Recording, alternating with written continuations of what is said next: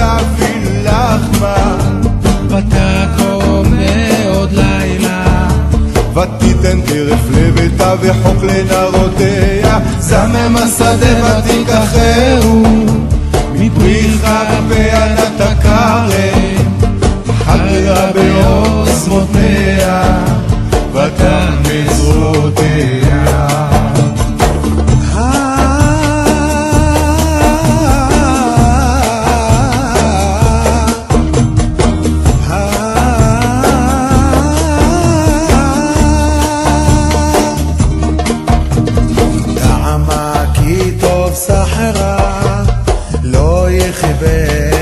בלילה נרה ידיה שילחה בקישו וחפיה תמחוף עליך כפה פרסה ליעני וידיה שילחה ליבול הוצירה לבית המשלג ככל ביתה לבושני מרבדים עשתה לה שש בה כמה לבושה נורדה בשער עם בעלה בשבטו היא מזיגני ארץ סלין נסתה ותינקו וחתו נקנה לכנני עוזה וידה לבושה ותשחק ליום אחרון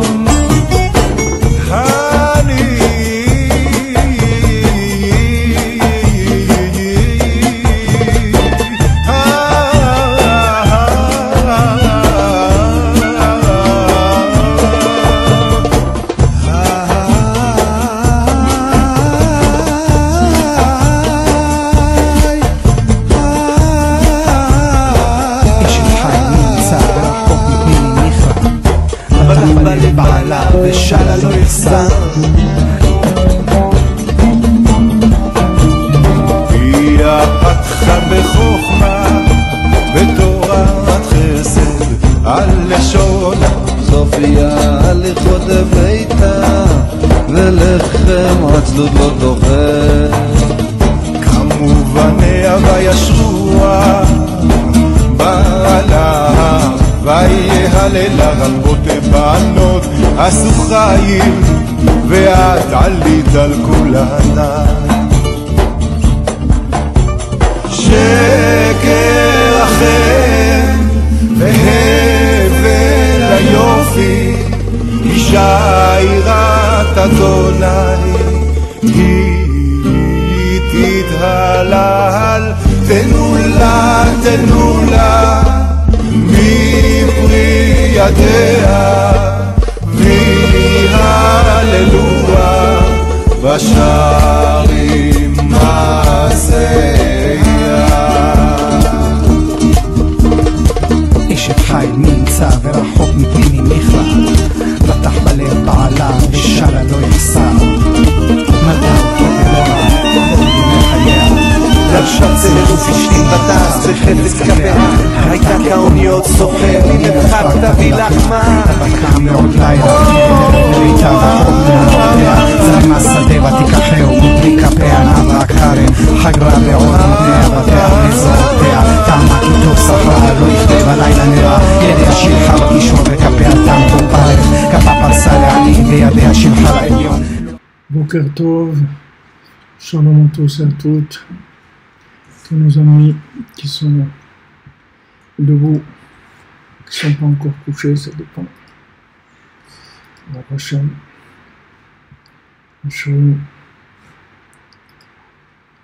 donc je vérifie si ça fonctionne.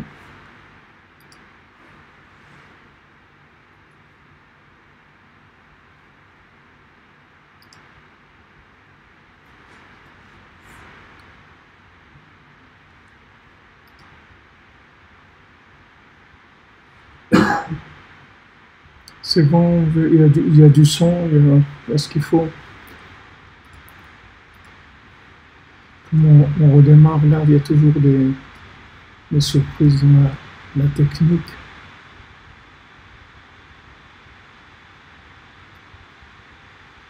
Donc shalom à tous et à toutes, une fois shlema pour tous ceux qui ont besoin. aux délivrances, Bezrat Hashem. Chez les tzadikim, il y a toutes les délivrances, Bezrat Hashem. Kol rina vishwa dans les tzadikim. Toutes les mélodies, tous les chants, toutes les délivrances, elles sont dans les tentes des tzadikim. Tout est ok, Bezrat Hashem, alors on va démarrer. Vous me prévenez si la vidéo qu'il y a derrière, ça vous tourne un peu la tête, vous me dites, je la change. Je mets une image fixe.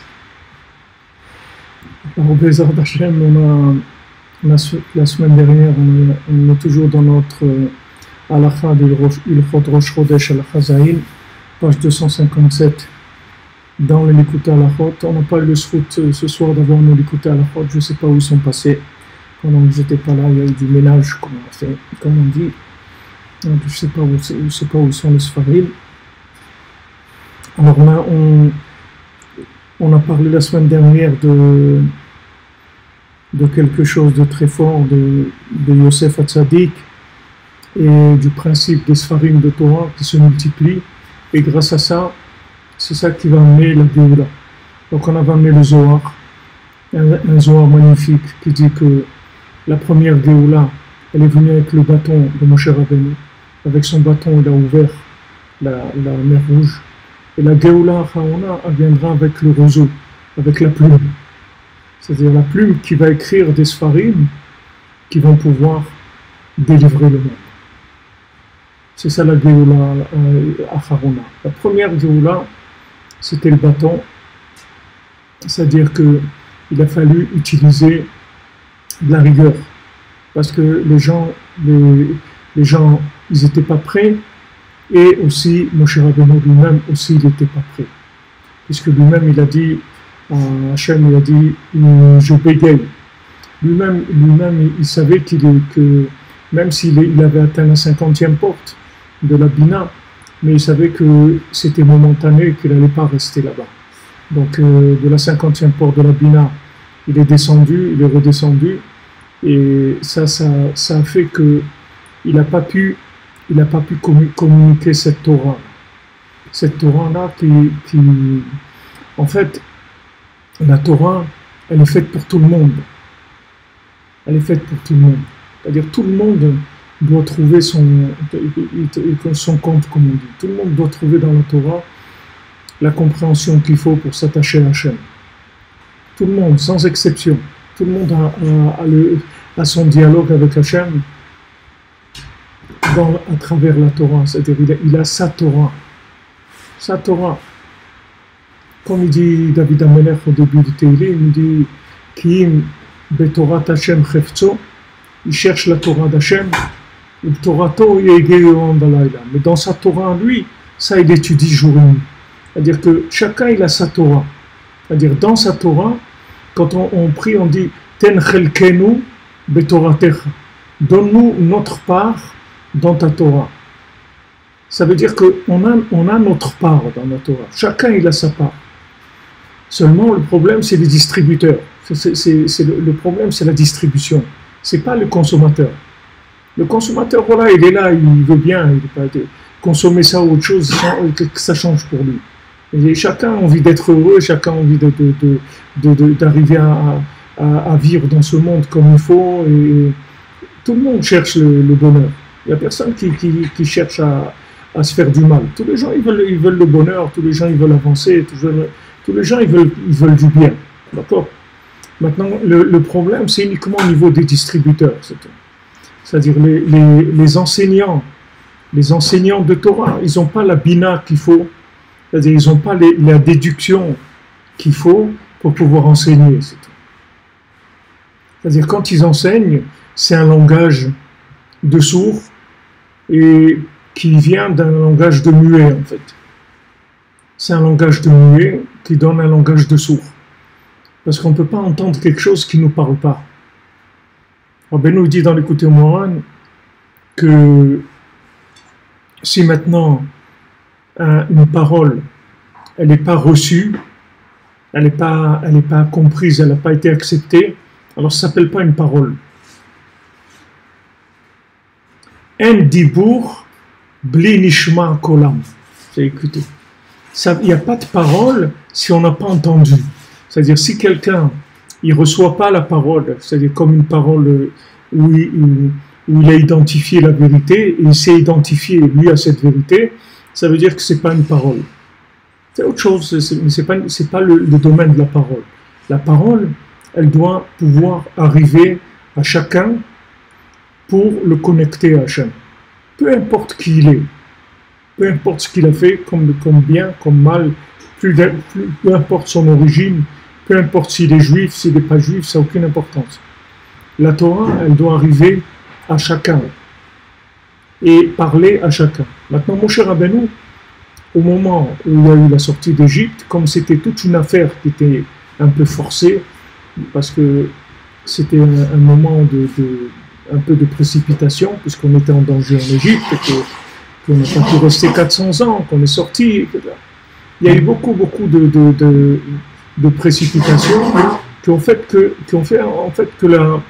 la Torah de Moshe Rabbeinu, elle est bien que Moshe Rabbeinu a fait descendre la Torah, mais c'était tout un commenté, si vous voulez. C'est-à-dire que le matin de Torah, on savait très bien que ça n'allait pas marcher, parce que c'était impossible. C'est impossible que ces gens-là, ils puissent plus tenir en Égypte, parce qu'ils vont disparaître complètement. Ils vont s'assimiler et disparaître complètement. Et ces gens-là que tu sauves in extremis de l'assimilation, tu veux leur donner la Torah. C'est pas possible, ça ne marche pas. Parce que la Torah, il faut la chercher, il faut la vouloir, il faut l'aimer, il faut en avoir besoin. Sinon, si on vient, on te balance la Torah comme ça, tu sais, qu'est-ce que tu veux de moi? Pourquoi tu m'agresses? Pourquoi tu utilises le bâton? Qu'est-ce qu'il y a? Je t'ai rien demandé, moi. Laisse-moi tranquille. Laisse-moi en Égypte, oublie-moi là-bas, laisse-moi disparaître en Égypte, c'est tout. J'étais mieux en Égypte, voilà, ils te disent, j'étais bien là-bas. On était bien là-bas. Pourquoi tu nous as sortis d'Égypte? Vous vous rendez compte, quelqu'un, tu lui donnes la Torah, il refuse de rentrer en Eretz Israël, et il te dit, pourquoi tu m'as sorti d'Égypte? On était bien là-bas. On était très bien. Qu'est-ce que tu vas faire avec des gens comme ça? Ça veut dire que maintenant, tu as le choix. Soit tu lui dis que c'est des gens, c'est des tarés complets, donc il n'y a rien à faire avec eux, il faut les détruire. C'est ce que l'Amitat Adin est venu devant Hachem, il a dit, allez, on termine avec eux, et tu recommences un peuple avec Moshe Rabbeinu. Moshe Rabbeinu il a dit, non, il n'est pas question. Qu'est-ce qu'ils vont dire les Égyptiens? Ils vont dire qu'en fait, ta Torah, elle ne vaut rien du tout. Puisque maintenant, tu n'es pas capable de les emmener là où tu dois les emmener. Donc ça veut dire que tu as un problème dans ta méthode. Ta méthode, elle a un problème. Donc Hachem, il descend plus vers nous. Hachem, il dit, ok, les premières tables, casse-les, parce que ça ne vaut rien du tout. Vous comprenez que c'est impossible. C'est-à-dire que tu ne peux pas prendre quelqu'un qui sort d'Égypte, forcé, parce que même s'il n'est pas forcé par de la guerre, tu lui fais peur pour le faire sortir, mais tu le fais sortir avec de la lumière. Mais c'est la même chose. Tu lui amènes une lumière qui le rentre dans de l'extase et dans l'enchantement. Il ressort complètement enchanté.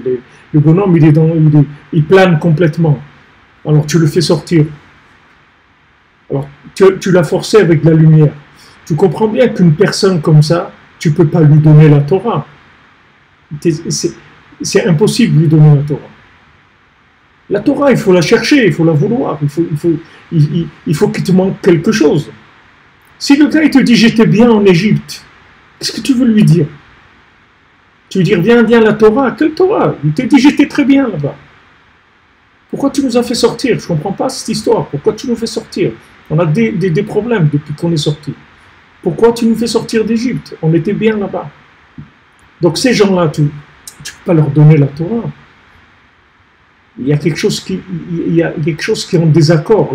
Il y a un problème. Donc il faut que tu trouves autre chose. Il faut que tu trouves un autre langage. Mais ce langage-là, comme Moshe Rabbeinu l'a présenté, ça ne marchait pas. Donc Moshe Rabbeinu, Hachem lui a dit, tu vas parler avec le rocher, tu vas faire sortir de la Torah qui soit un langage universel, et lui il a frappé le rocher parce qu'il a vu que c'était impossible. Donc c'est là où on était la semaine dernière. Lui il a frappé le rocher. Parce qu'il a dit, il n'y a pas comme on dit, il n'y a pas avec qui parler. Donc il faut frapper, c'est tout, il n'y a pas de...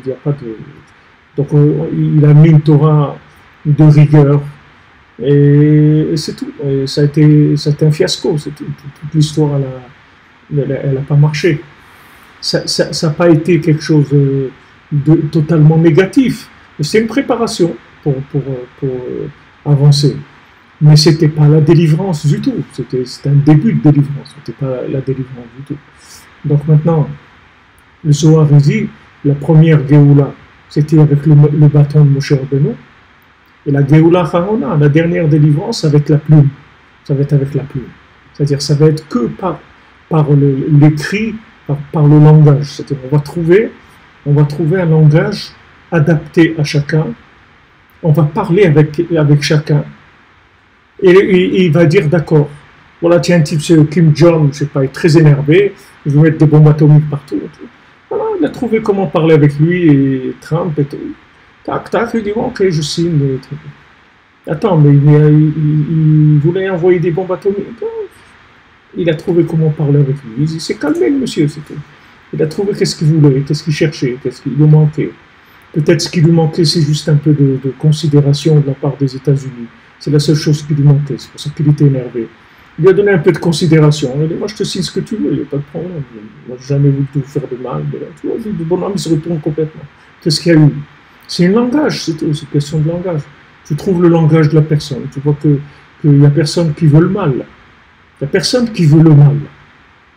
Tous les gens ils veulent le bien.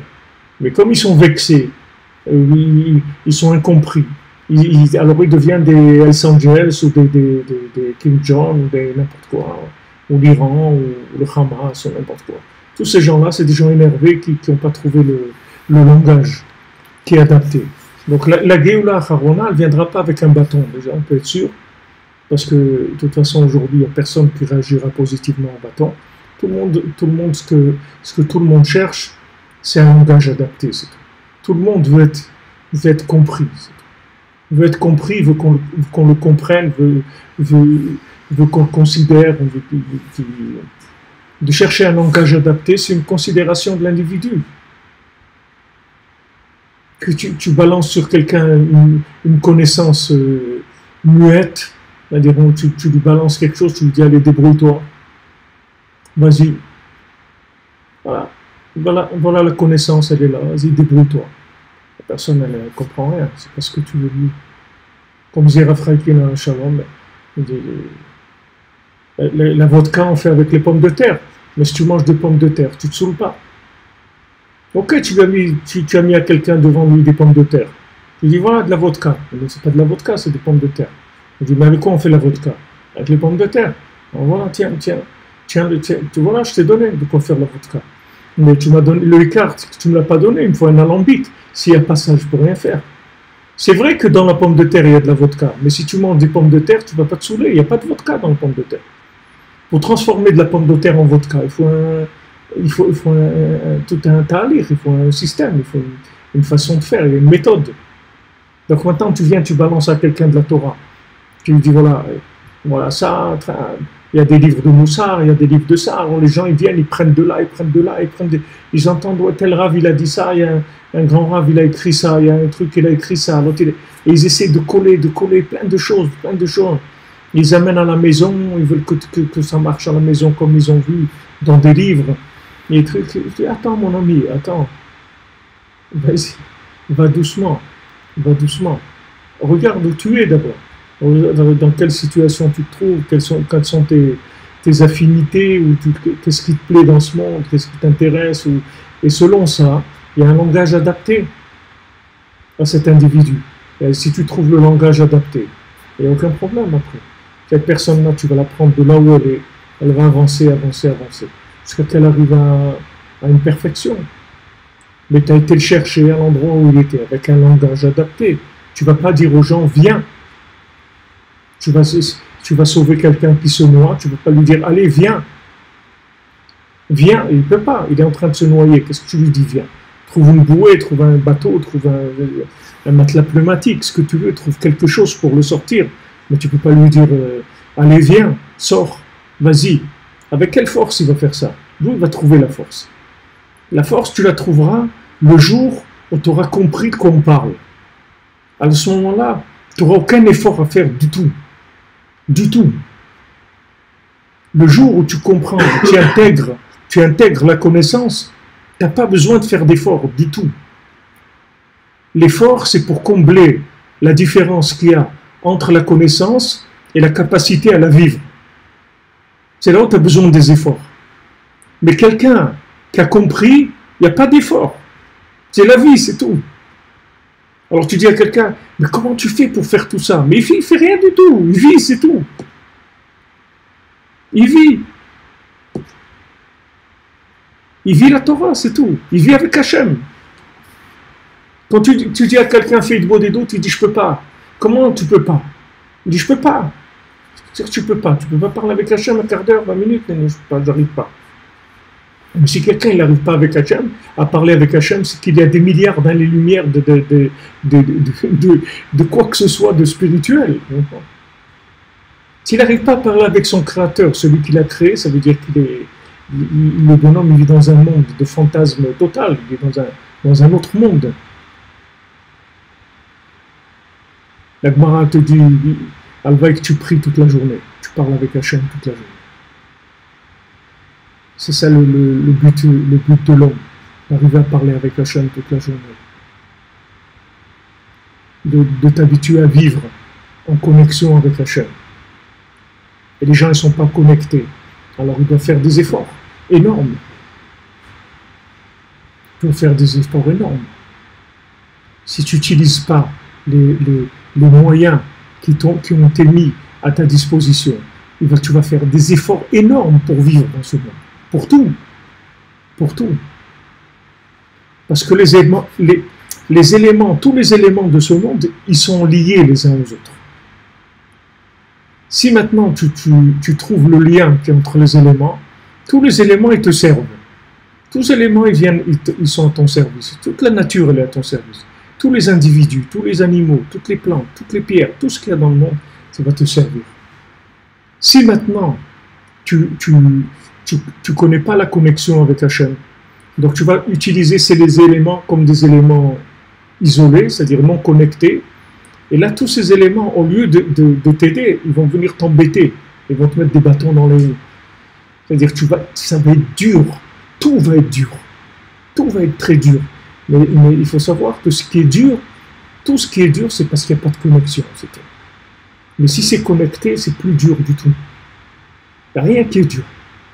Comme une voiture, si le moteur ne marche pas, c'est très dur de la faire rouler. Il faut 6 personnes pour la pousser et c'est 2 km à l'heure, c'est tout. Combien ils vont pouvoir la pousser? 100 mètres, 200 mètres, ça y est.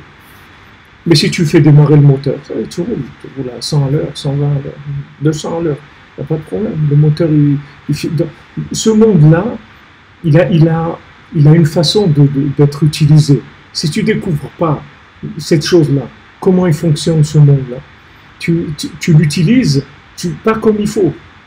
Tu ne l'utilises pas comme il faut. Donc il est très très dur. C'est un monde dur, il est amer, si tu ne l'utilises pas comme il faut. Mais si tu l'utilises comme il faut, tu vas voir qu'il est nifla. Ce monde-là, il est extraordinaire. C'est du bonheur, parce que tu vas voir Hachem dans ta vie, tu vas voir Hachem qui se présente à toi.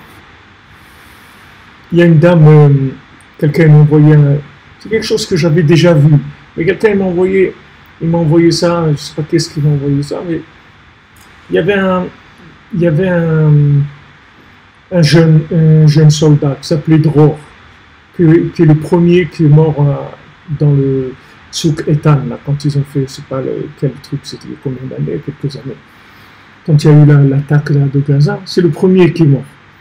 Donc, sa maman, elle raconte les derniers contacts, les trucs, et avant de rentrer à Gaza, elle lui dit, t'en fais pas de soucis, et tout va aller bien, et tout, etc. Tac, elle entend, c'est le premier qui est tombé, c'est son fils. Okay. Elle avait déjà perdu son mari aussi dans le truc, elle a perdu son fils aussi.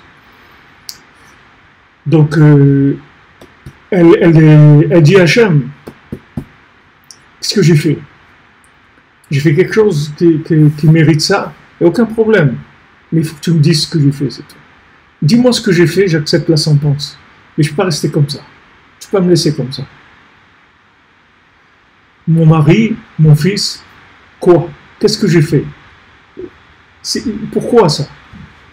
Alors, elle raconte qu'elle se trouve dans un concert de musique, je crois, à Hebron, dans un concert de musique à Hebron, où quelque part il y a 8000 personnes dans cet endroit-là.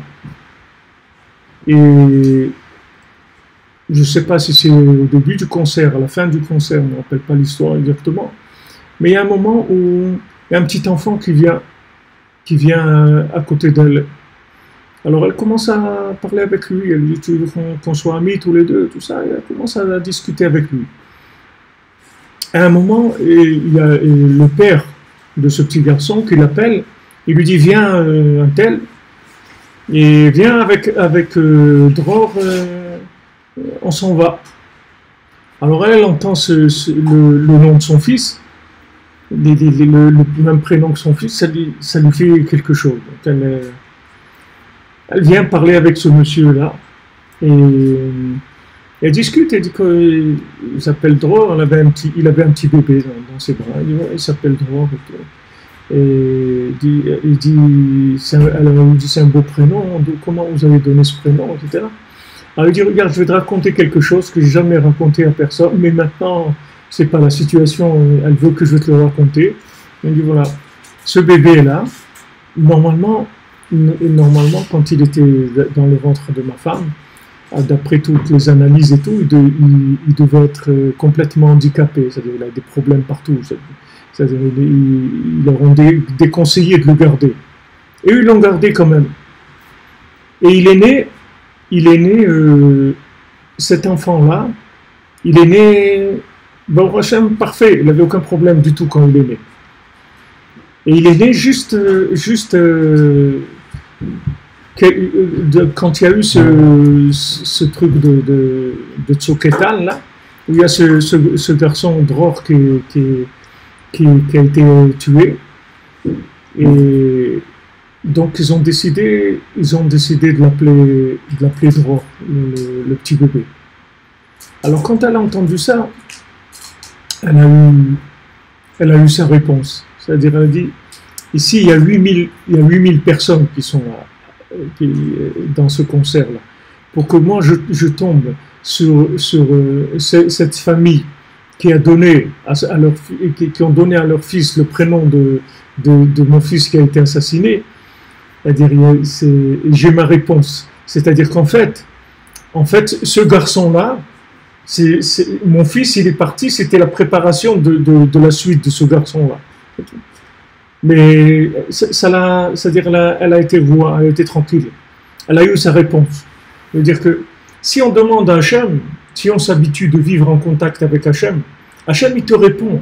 Hachem il te dit ce qui se passe. Même s'il ne va pas t'expliquer tous les détails des Neshamot, comment ça fonctionne, les Gigoulé Neshamot, quel lien il y a entre celui-là et l'autre, mais tu vas voir, tu vas te rendre compte que ce n'est pas n'importe quoi, qu'il ne se passe pas n'importe quoi, que tout est lié. Il y a un lien entre les choses, entre les individus, entre les situations, entre tout, il y a un lien. Et donc, ce lien-là, si tu veux, ça te donne la réponse à tout. Quand tu sais que c'est un lien, quand tu vois une chaîne de fabrication, tu vois qu'est-ce qu'il y a au début, tu vois qu'est-ce qu'il y a à la fin, et tu vois tout ce qui est amené à cette chose-là.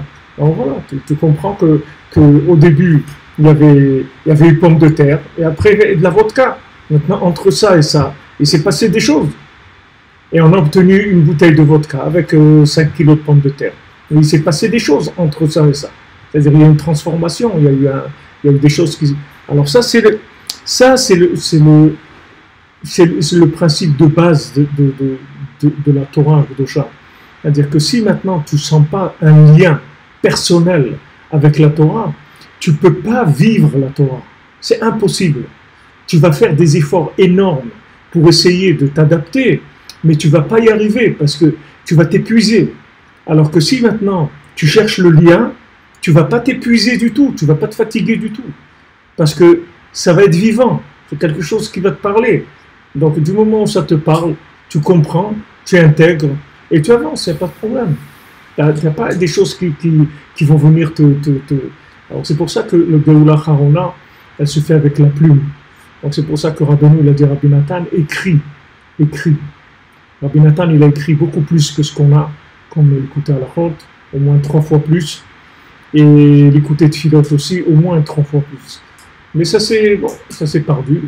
Mais ce qui reste, bon, Hachem, il y a vraiment de quoi faire avec ce qui reste. Alors le principe, si vous voulez, c'est que ce qui a manqué en Égypte, c'est-à-dire le temps qui a manqué, c'est pas que le temps, c'est pas que de rester 400 ans, c'est que ces 400 ans, ça représente une maturité dans la compréhension. C'est-à-dire, il y a 4 galouillotes, c'est-à-dire on vit dans ce monde 4 galouillotes et 4 exils. Maintenant, on est dans le dernier exil, mais on a vécu 4 exils. Tous ces 4 exils-là, ce sont des préparations à la compréhension. L'exil, c'est juste pour te faire prendre conscience que tu es paumé, c'est tout, dans ce monde. Tous les exils que tu as, chacun qui vit individuellement, pas que l'exil général, même l'exil individuel, c'est pour te montrer que tu es paumé. Tu es paumé dans ce monde. C'est-à-dire ici, si tu n'es pas sur la bonne route, tu n'as rien à faire ici. Il n'y a rien qui marche ici. C'est un monde qui ne vaut rien du tout. Vraiment, il ne vaut rien du tout. Si tu ne le prends pas comme il faut, il ne vaut absolument rien du tout, ce monde. Donc, si tu ressens ça, si tu ressens de la contradiction, si tu ressens un manque de vérité, tu rentres dans des milieux de philosophie, de littérature, de politique, de tout ce que tu veux. Et tu vas voir du mensonge. Tu vas voir du mensonge. Donc quand tu vas voir le mensonge, tu vas t'éloigner parce que tu te dis mais il n'y a pas un truc normal, il n'y a pas un truc qui marche ici. Tout est à l'envers, on ne peut pas trouver un truc normal. Ça roule, c'est-à-dire tu rentres et toi, tu progresses et tout. Non, tu rentres dans un truc, tu es tout feu, tu flammes, tu crois, ouais, voilà, il y a des valeurs humaines, il y a des valeurs sociales, on va défendre les pauvres, on va défendre les jeunes, on va faire pour les jeunes, on va faire pour les moins jeunes, on va faire pour cela. Et après, boum, tu vois que c'est du mensonge. Après, tu tombes devant un mensonge énorme. Tu dis, mais c'est quoi cette histoire? Arrêtez. Comme quelqu'un, je sais pas, je ne connais pas trop dans ces histoires-là, mais quelqu'un il a envoyé un truc dans Facebook, il a dit que ce truc qu'il y a eu à Paris, là, d'un petit enfant qui a été sauvé, qui se tenait sur la rambarde et tout, que quelqu'un a grimpé, il l'a sauvé, c'est un montage, c'est pas vrai, il n'y a jamais eu ça. C'est un montage qu'ils ont fait. C'est politique pour récupérer des trucs, etc. Mais c'est pas vrai, il n'y a pas eu ce morceau-là. Et quand ils ont analysé la vidéo, ils ont grossi et tout, ils voient que l'enfant, il était attaché à un truc. Ah, c'est un film, bon, c'est pas... Alors les gens, ils voient du mensonge. Ils en ont marre. Ils disent, attends, mais arrêtez, vous nous prenez pour qui? Arrêtez de vous montrer de nous. Arrêtez, il n'y a pas quelque chose de vrai. Il n'y a rien de vrai dans ces systèmes-là. Tu ne trouveras jamais rien de vrai dans ces systèmes-là. Jamais. Jamais. Tu ne trouveras rien de vrai. Il y a un moment où tout l'idéal, toutes les choses dans lesquelles tu as cru, boum, ça va tomber. Tu vas voir du mensonge. Tu vas voir du mensonge. Tu vas voir des détournements de toutes sortes d'idées, des trucs, de la récupération. C'est l'horreur. C'est l'horreur. Maintenant, il y a un seul qui te décevra jamais, c'est Yosef. Yosef Hatzadik qui te décevra jamais. Tu peux y aller. Tu peux mettre tout là-bas. Il te décevra jamais. C'est-à-dire jamais tu seras déçu. Jamais tu seras déçu. Parce que c'est un chemin de vérité. C'est un chemin où il n'y a pas de mensonge. Si tu suis les règles, tu fais ce qu'il te dit de faire, il n'y aura aucun problème. Et fois Shlema pour Eliaou Ben Chana, qui chez notre ami Eliaou Cohen, Ben Chana. Vous comprenez? C'est-à-dire que quand maintenant il y a un exil quelconque, quand il y a un décalage quelconque, tu te trouves dans une situation, ça ne marche pas. Problème parnassa, problème de shalom bayit, problème de mariage, problème d'éducation, des trucs, tous les grands axes de problèmes qu'il y a dans ce monde. Il faut savoir que ces exils-là, c'est des appels à la recherche. C'est juste pour te montrer que tu es paumé, c'est tout. Tu es paumé dans la parnassa, tu es paumé dans la famille, tu es paumé dans l'éducation de tes enfants, tu es paumé dans ton étude, dans ta prière, dans ton rapport avec les autres, tu es paumé, c'est tout. Ça ne marche pas. Pourquoi ça ne marche pas? Parce qu'il n'y a pas de connexion, c'est tout. Parce que tu veux vivre des situations sans qu'elles soient connectées. Si tu vis des situations qui ne sont pas connectées, elles sont invivables. Donc l'exil, on te fait ressentir ce manque-là. Donc Yosef, il attendait que ses frères ils ressentent cette chose-là. Mais ils n'ont pas ressenti. Ils n'ont pas ressenti. Donc il leur a fait un montage. Il leur a fait un montage d'exil. C'est-à-dire qu'ils l'ont vendu, ils ont voulu le tuer, ils l'ont vendu, etc. Et après, ils ont fait tchouva sur ça. Et quand ils ont fait tchouva sur ça, ils ont compris. Il leur a dit à Yosef.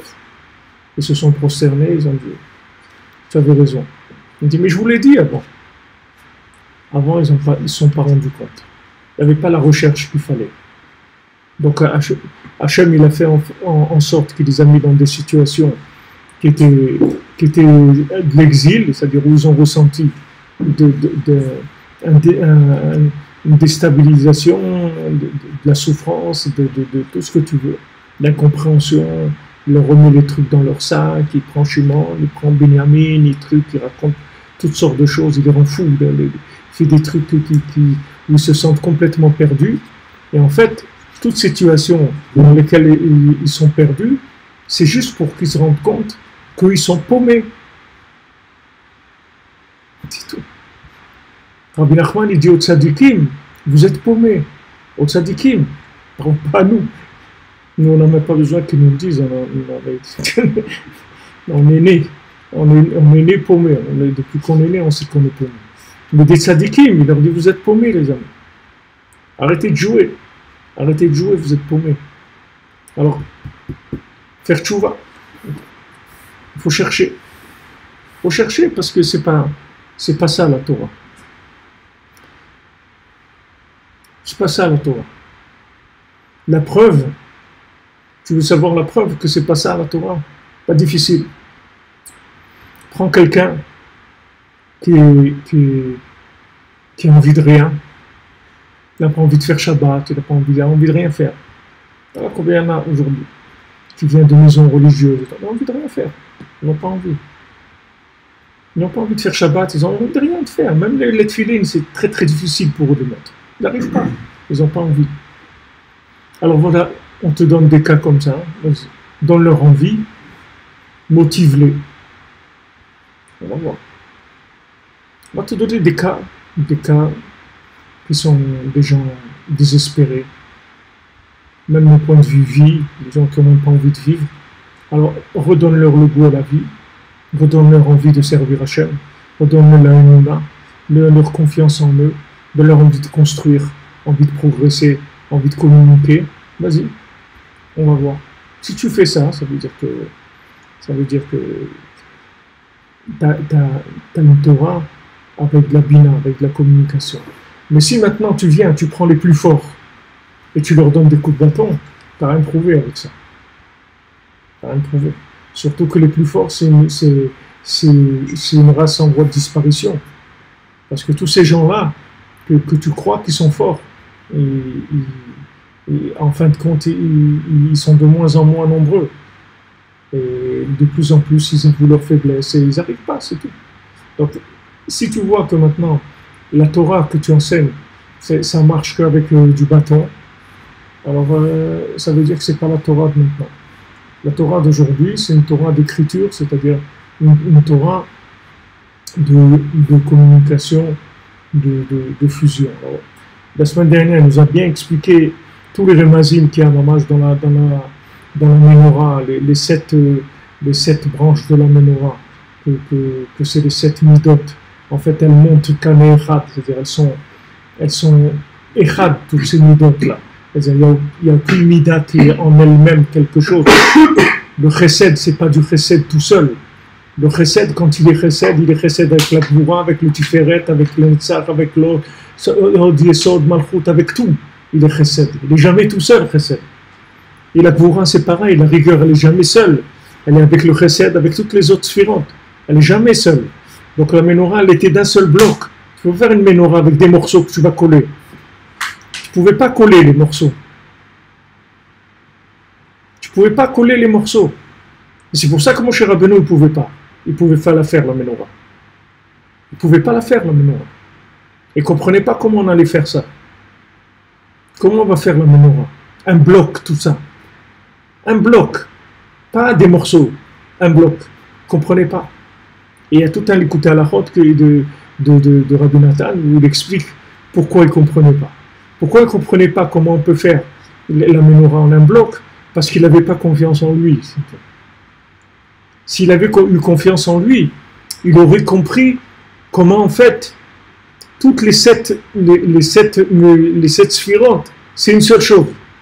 Il n'y a pas chesed, gvura, tiferet, c'est tout une seule chose. Mais comme il n'avait pas confiance en lui, il avait une très grande humilité, mais aussi il avait un manque de confiance en lui par rapport à, c'est-à-dire, il ne se sentait pas capable. Il a refusé plusieurs fois la mission, parce qu'il n'avait pas confiance en lui. Et Hachem, il a été obligé de le forcer. Donc tout ça, c'est des signes qui ne sont pas bons. Tous ces signes-là, c'est des signes où il y a des manques, qu'il y a des manques qui vont se traduire par des catastrophes. Ces manques-là, si le maître lui-même, il ne veut pas accepter la mission, comment tu veux après qu'il s'en sorte avec les élèves qu'il va avoir? Il ne peut pas s'en sortir. Il ne peut pas s'en sortir puisque lui-même ne se sent pas capable au départ de le faire. Maintenant, Hachem, il le prend, il le force. Une fois, 2 fois, 3 fois, je lui ai dit, écoute, sache que si tu ne les fais pas sortir, ils ne vont pas sortir d'Égypte. C'est toi ou ils ne sortent pas. Donc, ou tu t'occupes d'eux, il y a de la menace, il y a de la rigueur. Cette rigueur d'Hachem, elle se traduit dans la rigueur de Moshe Rabbeinu, c'est-à-dire un manque de méthode adaptée à la généralité. Il n'a pas un langage universel, il n'arrive pas. Il arrive à attraper 20% des gens d'Égypte, et ces 20%, ils ne vont même pas rentrer en Eretz. Et même ces 20%, ils vont rester dans le désert. C'est leurs enfants qui vont rentrer en Eretz. Mais eux, ils ne rentreront pas. Parce que tout ça, ça vient du problème du manik, c'est-à-dire du maître, que lui, il n'est pas arrivé à ce langage universel. S'il était arrivé au langage universel, d'abord, il aurait sorti tout le peuple, et il aurait sorti Béchalom avec les Égyptiens. C'est-à-dire que les Égyptiens, ils auraient accompagné le Ham Israël. Il dit non, on veut vous accompagner. Quand Yosef, il a été enterré, Yaakov, il a demandé à Yosef d'être enterré à Hebron. Oui. Yosef, il a dit à Paro, je dois aller enterrer mon père. Il m'a ordonné, il a dit, si ton père il a voulu sa volonté, alors vas-y, tu le fais. Maintenant, il y a des milliers d'Égyptiens qui l'ont accompagné. Des anciens de l'Égypte, etc. Ils l'ont accompagné pour aller enterrer Yaakov à Hebron. Pourquoi? Parce que Yosef, il représentait pour eux un être qui représentait l'universalisme, parce qu'on dit l'universalité ou l'universalisme. Il avait un langage où les Égyptiens ils se sentaient bien avec lui. Ils n'ont pas un problème avec lui. Pourquoi? Parce qu'il leur parlait leur langage. Tout à l'heure, vous voyez, j'ai mis une vidéo là, comme avec un peu de trucs qui ressemblent à des gerbes de blé. Alors, j'ai fait cette vidéo tout à l'heure quand j'allais au cocktail. Alors, quand j'ai fait cette vidéo, il y avait un arabe, un palestinien qui passait à côté de moi. Il m'a dit, comme ça, il m'a dit, qu'est-ce que tu filmes? Pourquoi tu filmes ça? Pourquoi tu fais une photo comme ça? Pourquoi tu photographies ça? Alors je lui dis, c'est beau, c'est beau. Elle m'a dit, voilà, c'est vrai, c'est beau. Je lui ai dit, tu vois, Jérusalem, c'est beau, hein? Elle me dit, c'est beau, Jérusalem. Elle m'a dit, d'où tu es, toi? J'étais en France avant. Elle m'a dit, moi, je viens d'ici, à mon native. Elle m'a dit, c'est beau, c'est une belle ville, Jérusalem. Elle a dit, shalom, après, on s'est serré la main, elle était contente, elle est partie. Ben, je veux dire, il n'y a pas il n'y a aucune raison que quelqu'un, si tu veux, il soit agressif. Quand quelqu'un est agressif, parce qu'il n'arrive pas à parler, tu vois un enfant, il commence à taper, à faire des trucs, à hurler et tout, parce qu'il n'arrive pas à parler.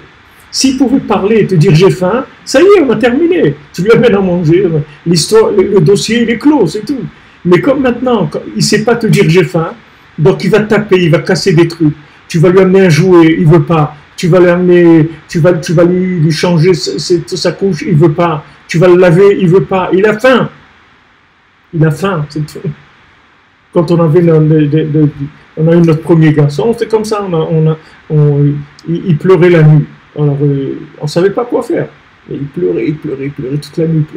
Alors, on a demandé à des gens qui avaient des enfants, il dit, mais est-ce que vous lui donnez un peu de la farine dans le lait et tout? Il dit, non, il donne du lait. Il dit, mais maintenant, il est grand, il faut lui mettre de la farine, sinon, ça ne le tient pas, il a pas de... Et dès qu'on l'a mis dans la farine, ça y est, il dormait tranquille toute la nuit, il n'y a plus de problème. Mais si tu ne sais pas, tu sais pas, lui, il crie. Toi, tu ne sais pas pourquoi il crie. Et tu comprends rien, c'est terrible. Donc c'est qu'un problème de langage, c'est tout, c'est rien d'autre.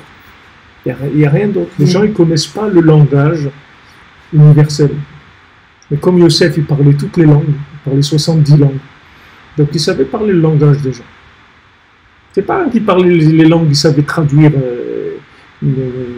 en espagnol ou en italien ou en chinois. C'est qu'il connaissait la sensibilité de chaque peuple. Il savait exactement qu'est-ce que les gens ils cherchaient, quelle était leur façon de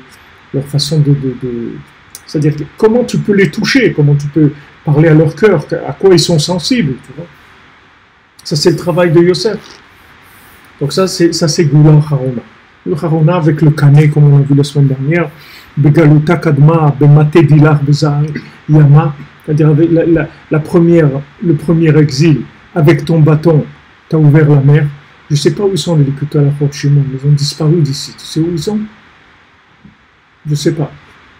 J'étais pas là, il y a eu, je sais pas ce qu'il y a. Les Sfarim ne sont plus là. Ils cherchaient partout, je ne sais pas. Ok. Et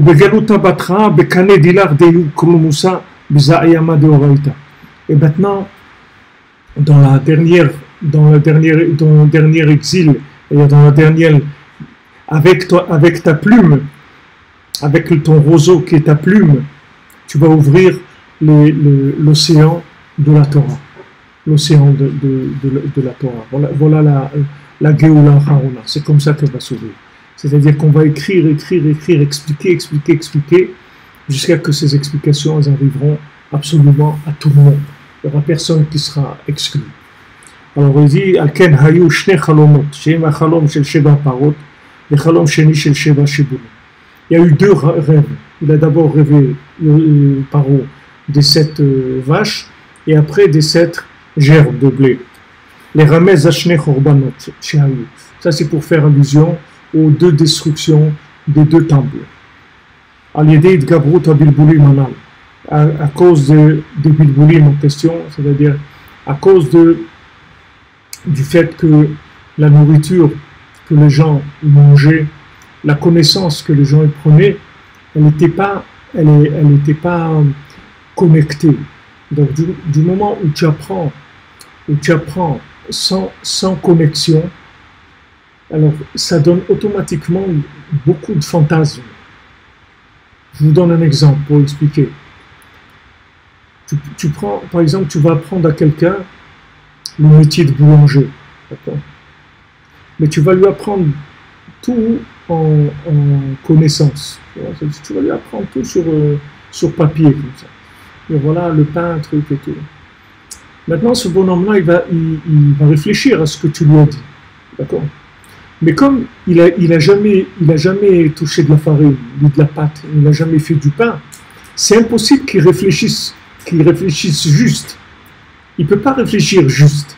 Parce qu'il ne sait pas de quoi il parle. Il ne sait pas de quoi tu parles. Il ne sait pas de quoi tu es en train de parler. Parce que le maasé, ce dont toi tu parles, c'est quelque chose qui est complètement virtuel. Donc il ne sait pas ce que c'est de la farine. Tant que tu n'as pas pris de la farine dans tes mains, de la pâte et tout, tu ne peux pas savoir ce que c'est. Alors on dit, voilà, vous allez faire... Tu vois une recette. Prends une recette il y a des milliers de recettes dans Google. Prends une recette, vas-y, fais-la, tu vas voir. Vas-y, fais-la la recette. Tu vas voir qu'est-ce qui va te sortir à la fin. Tu vas avoir une belle photo, un beau truc, tu vas voir qu'est-ce que tu vas sortir. Tu vas voir qu'est-ce qu'il faut pour réussir une recette. C'est pas parce qu'on te dit, voilà, il y a ça, et il y a ça, et ça, que tu vas réussir. Il y a un côté de métier dans la chose. Il y a un côté de sensibilité à la chose. D'avoir enregistré des notions qui sont palpables. Sinon c'est sûr que tu vas te planter. Alors il te dit, regarde, pourquoi il y a eu la destruction des 2 temples? Parce qu'en fait, l'approche qu'il y avait d'Hachem, l'approche de la Torah, elle n'était pas claire. C'était pas clair. Il y avait des bilboulim, c'est-à-dire il y avait des choses qui sont greffées et qui ont donné telle chose ou telle chose. Tu prends le judaïsme, il y a du judaïsme comme ça, du judaïsme de réforme, il y a toutes sortes. Tu vois en Amérique, il y a toutes sortes de judaïsme comme ça qui sont très spéciales. C'est-à-dire il y a des gens, ils font Shabbat, mais ils ne mangent pas kasher. C'est des gens, ils ont enlevé la kashrut de la Torah. Mais Shabbat, c'est important.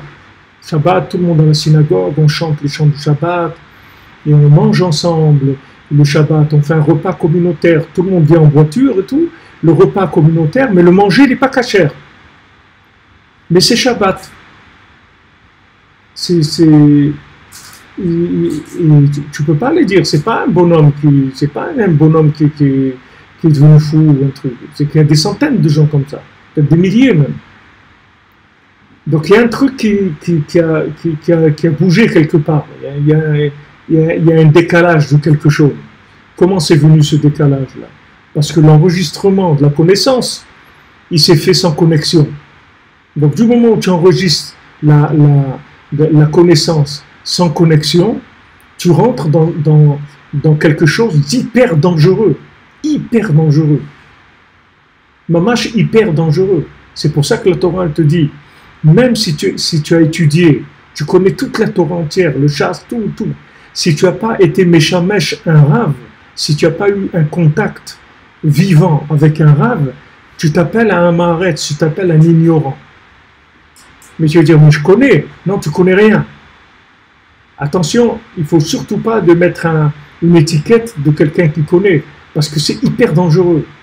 Parce que quelqu'un qui a appris que théoriquement, il devient un danger public, le bonhomme.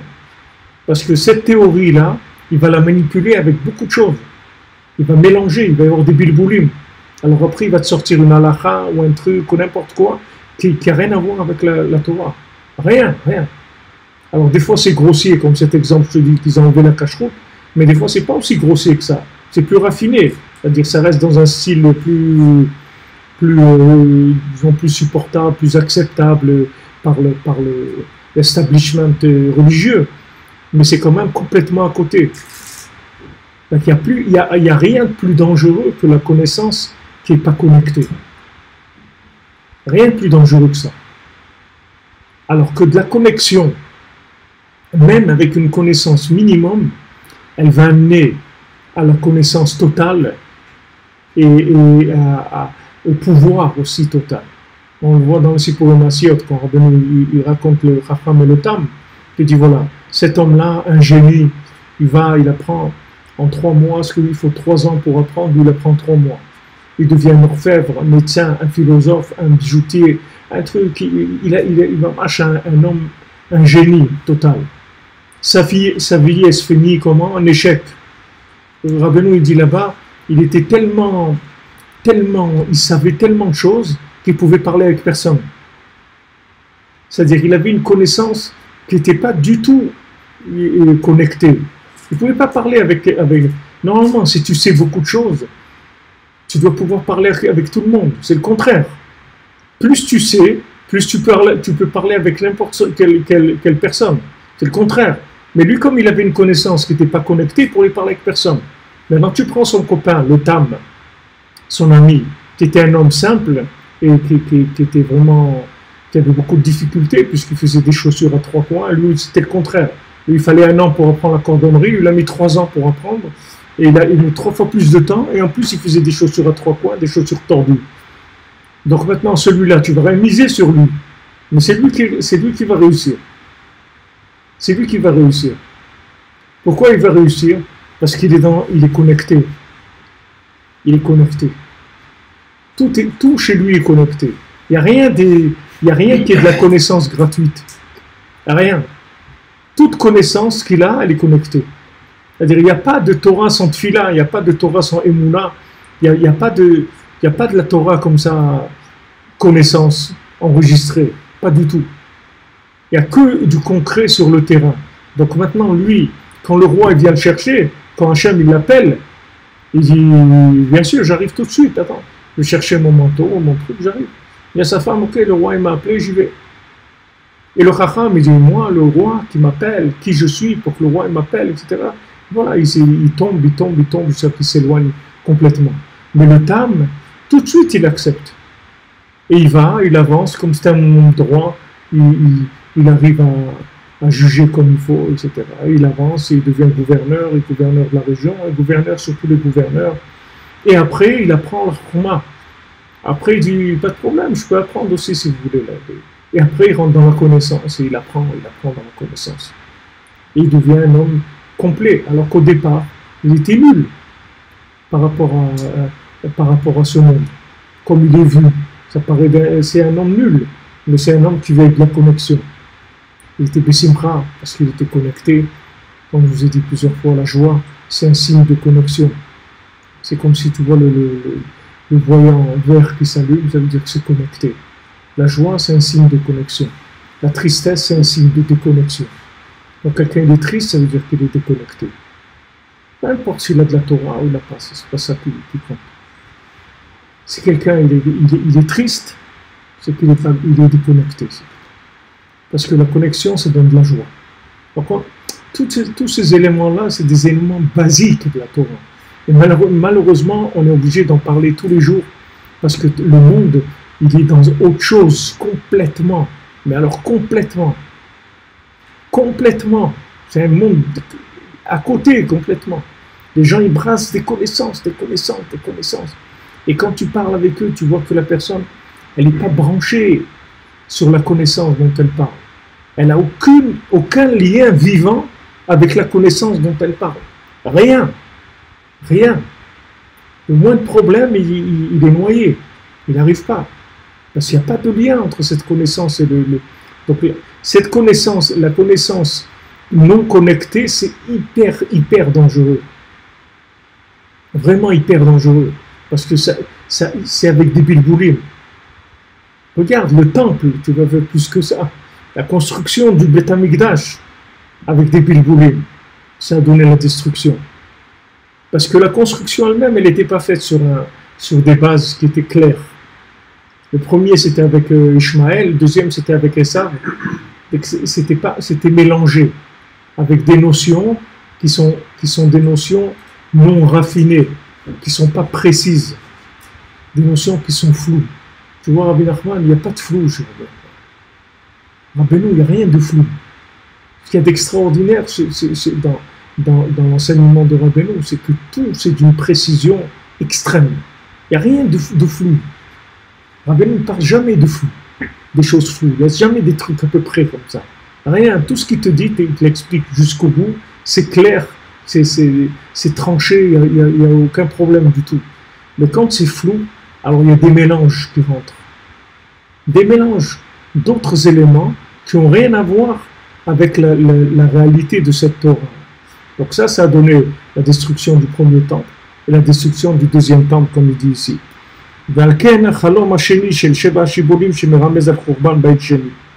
C'est pour ça que le deuxième rêve, qui était le rêve des gerbes de blé, qui qui fait allusion à la destruction du deuxième temple, Shewa Galut Shel Achshav, qui est notre exil de maintenant, mais Rumasbo Tikkun al-Yedei Hakane. C'est pour ça qu'il y a le Tikkun, la réparation elle-même. Comment arriver à s'en sortir? On y fait allusion dans le problème lui-même. C'est-à-dire quand il y a le rêve de Paro avec les Shibolim, on parle au lait de Kané, on dit que ça monte dans un roseau, c'est-à-dire dans la plume. C'est-à-dire on te donne la solution. Quand on te décrit le problème, en même temps on te donne la solution. Voilà la solution au deuxième exil, ça va être la plume. Sheu Prinat Hakulmus, que ça c'est le principe, donc le roseau avec lequel on fait la plume. Chez Merumaz Vesheva Shibolim Orot Bekane Echat, comme il est écrit, 7 épis de blé qui est monté dans une seule tige.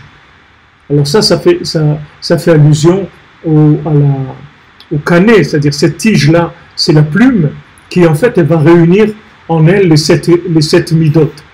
Toi maintenant qui essayes de savoir comment tu vas arranger entre les 7 midotes pour pas qu'il y ait des déséquilibres, pour essayer d'équilibrer toutes les mesures, tous les comportements, toutes les compréhensions, qu'elles soient équilibrées, qu'elles communiquent entre elles, qu'elles vivent en shalom entre elles, avec l'échange, que le chesed il échange avec la Goura, avec le tiferet, que chaque sphira elle échange avec l'autre. C'est-à-dire comment elles vont monter Bekane Echad, c'est-à-dire dans une seule tige, un seul roseau, une seule plume. C'est la plume qui les réunira tous, en fait. Dans le deuxième rêve, il y a la solution à la fin de l'exil du deuxième temple, dans lequel on se trouve aujourd'hui. Regardez la Torah, qu'est-ce qu'elle a écrit? Qui est-ce qui sait ça? Qui est-ce qui voit ça? Les gens vont te dire, voilà, bon, ok, un rêve, pourquoi deux rêves?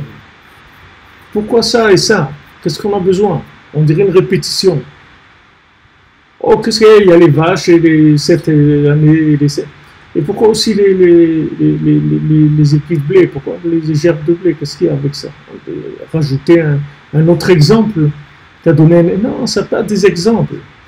Chaque chose, elle est précise et elle va très très loin. Seulement, il faut avoir le langage de la Bina. Alors à ce moment-là, tu vas trouver le lien qu'il y a entre la Torah et la réalité qu'on est en train de vivre. Alors, il te dit, regarde, voilà la solution à cet exil-là. La solution de l'exil dans lequel on est, c'est l'écrit. C'est l'écrit qui va permettre d'adapter la Torah, les idées de la Torah, au langage de chacun.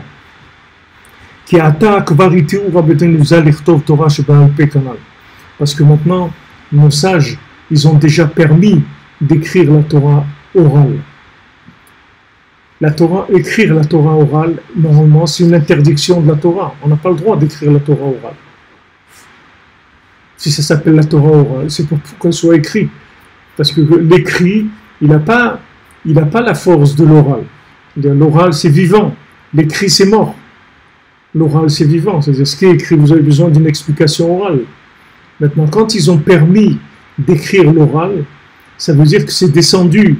C'est-à-dire que Hachem, il a dit, ok, on va descendre vers eux. Comme il a dit, on va faire le tabernacle, là, il a dit, ok, alors on va écrire la Torah orale. Mais c'est de la triche, si tu veux, c'est un rabais. Normalement, on te donne la Torah écrite, et zéro, débrouille-toi. Ah, t'as pas trouvé, tant pis pour toi.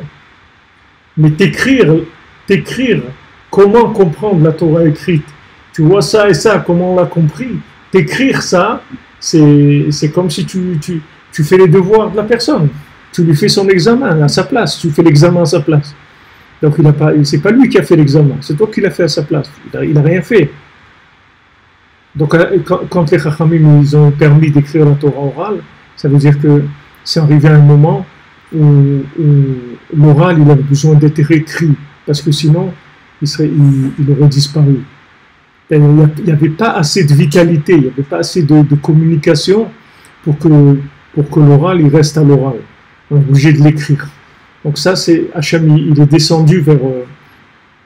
parce que la Torah écrite, le Tanakh.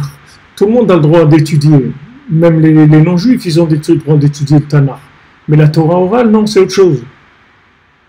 Mais quand tu écris la Torah orale, ça veut dire que tu es descendu vers le monde. Tu as pris ce qui se chuchotait à l'oral, tu l'as descendu dans l'écrit. Donc n'importe qui aujourd'hui prend édition Verdier et Zohar en français. Tu crois que quand Rabbi Shimon il a écrit le Zohar, tu crois qu'il y avait Verdier ou il y avait un truc. Même dans le monde, il n'y avait personne qui connaissait le Zohar. Le Zohar, il est sorti des centaines d'années après Rabbi Shimon. Même à l'époque de Rabbi Shimon, le Zohar, personne ne connaissait. C'était un petit groupe d'initiés comme ça, qui communiquaient en plus avec un langage codé. Et personne ne comprenait de quoi il parlait. Personne ne pouvait comprendre. Il parlait qu'avec un langage codé. C'est très longtemps après que c'est sorti, des siècles après qu'il est sorti le Zohar. Mais à l'époque de Rabbi Shimon, le Zohar, personne qui... Donc Hachem, il a permis de faire descendre l'oral dans l'écrit. Et ça, c'est une très grande Yeshua. C'est une très très grande Yeshua. Parce que ce que tu aurais dû maintenant faire de par toi-même, on va te faire une formation de compréhension de la chose. On va te montrer, c'est-à-dire on va te faire de la gymnastique de déduction. Parce que qu'est-ce que c'est la Torah orale? La Torah orale, c'est qu'est-ce qu'on déduit de l'écrit. Oui. Maintenant, tu vois que la Torah, elle te dit, voilà, tu vas mettre les tefilines entre tes yeux, ici, là. D'accord? D'ailleurs, il y a des théories, je ne sais pas trop comment ils appellent ça, mais il y a des théories où ils disent que toute la... C'est-à-dire il y a une glande ici dans l'esprit, dans le cerveau qui se trouve à ce niveau-là, et cette glande, c'est la glande de la spiritualité, qui permet la connexion de la spiritualité, et voilà, elle est abîmée peut-être par des choses, et on peut l'arranger avec d'autres choses, etc. Mais en fait, cette glande-là, elle n'est pas entre les yeux, elle est en haut, là, au-dessus, là où on met les tefilines. Parce que là où on met les tefilines, c'est là où il y a la neshama. En fait, c'est pas une glande. En fait, ce qu'il y a, c'est la neshama qui se trouve à cet endroit-là, là où on pose les tefilines. Alors, quand on te dit les tefilines vont être entre tes yeux, c'est pas entre les yeux ici, c'est en haut. Ça reste toujours entre les yeux, mais c'est pas entre les... Comment tu vas comprendre que ce entre les yeux-là, c'est pas au milieu, c'est pas en... comment on dit, en vertical, oui, mais à l'horizontale, non. En vertical, ça va être toujours entre les yeux, mais à l'horizontale, non. C'est que en vertical. Comment tu vas prendre ça? Comment tu vas pouvoir déduire ça? Alors, le fait qu'on t'écrit la Torah orale, on va te montrer comment, de là, d'un écrit où on te dit c'est entre les yeux, on est arrivé à déduire que c'est à cet endroit-là, de la frontanelle. On va te montrer ça. Alors, donc, quand on va te montrer ça, on va te montrer la halachot de Shabbat, et on va te montrer ça, la Shrita, on va te montrer tout ce que la Torah, elle t'a dit en quelques mots, et que les sages, ils ont écrit là-dessus. Comment comprendre cette Torah écrite à l'oral, c'est-à-dire comment on déduit, il va te donner la méthode de déduction. La méthode de déduction. Donc ça, c'est un grand chesed. C'est un grand chesed. Alors ça, si tu veux, dans le monde de la halakha, c'est comme ça. Dans le monde de la halakha, c'est comme ça. C'est-à-dire que la Gemara, on apprend à réfléchir, si tu veux, à réfléchir comme un juif. C'est-à-dire on apprend à réfléchir comme quelqu'un qui analyse l'écrit et qui en déduit des choses. Donc maintenant, on te donne la méthode d'analyse, de déduction, pour que tu arrives à apprendre et à déduire des choses dans ta vie, déduire comment tu vas te rapprocher d'Hachem. C'est ça que tu dois déduire. On ne sait pas autre chose. Comment je fais moi pour me rapprocher d'Hachem, comment je peux aider quelqu'un à se rapprocher d'Hachem. Tu arrives à avoir le corps de la Bina. Maintenant, dans un sens beaucoup plus large et beaucoup plus profond, c'est-à-dire tout l'enseignement du tzaddik, ça va être de t'apprendre à déduire, de te donner une méthode de déduction. C'est ça toute la Torah du tzaddik. C'est que, en fait, que tu vives dans un monde vivant, dans un monde qui te parle. Que tu ne vises pas des situations qui ne parlent pas. Il n'y a rien de pire que vivre des situations que tu ne comprends rien, que ça ne te parle pas. Il faut que ça te parle. Il faut que tu trouves quelque chose qui te parle. Sinon, ça sert à rien. C'est frustrant même. Ça rend amer, ça angoisse. Que tu vis des situations que tu n'arrives pas à faire un lien avec toi, avec à quoi elle sert cette situation? Voilà, tu es là, tu as fait ça, tu as été à tel endroit, tu as rencontré telle personne, tu avais un rendez-vous de travail, ok, tu as été, ce rendez-vous s'est bien passé, tu as fait une vente, ou truc. À quoi ça sert ça? Il faut qu'il se passe quelque chose. Il faut qu'il y ait un lien intime, que ça te parle. Si tu n'as pas trouvé ça, c'est très barbare comme la vie. Si elle ne parle pas, si elle ne te parle pas. Donc toute la Torah que Rabbeinu l'a enseigné, l'écouter Moran, Sipurim Masion, Pyramidot, Teetzot, Talachot, tout ce que Rabbeinu l'a enseigné, c'est pour te donner le corps de la Bina. Corps de la Bina, ça veut dire de la déduction. Du moment où tu sais déduire, tout devient vivant. Tout ce qui t'entoure devient vivant. C'est fini. Il n'y a plus aucune situation dans ta vie qui sera morte, comme ça. Ok, j'étais là-bas, j'ai fait ça. J'ai mis le costume au pressing. Alors, voilà, qu'est-ce qu'il y a? Voilà, il était ouvert le pressing, j'ai mis le costume, j'ai déposé. Alors et ben voilà, j'ai fait ce qu'il y a. Il n'y a rien, il n'y a pas eu quelque chose. Il n'y a pas quelque chose. Qu'est-ce qui se passe? Quand j'amène le costume au pressing, qu'est-ce qui se passe? Alors alors si tu prends toutes les situations comme ça, c'est la mort. C'est une vie de mort. C'est pas une vie vivante. Si tu prends ça, tu mets les trucs au pressing, tu mets les trucs là-bas, tu fais les trucs à manger, tu vas travailler, tu amènes l'argent, tu déposes à la banque, tu fais les virements de ça, tu fais les trucs de ça, tu fais de ça, tu te déplaces là, tu fais ça chante pas, ça parle pas, il n'y a pas quelque chose là-dedans. Non, il n'y a rien. Ben ça s'appelle la Torah écrite. C'est-à-dire tu manques de l'oral, tu manques de la bina. C'est-à-dire tu ne sais pas connecter les éléments.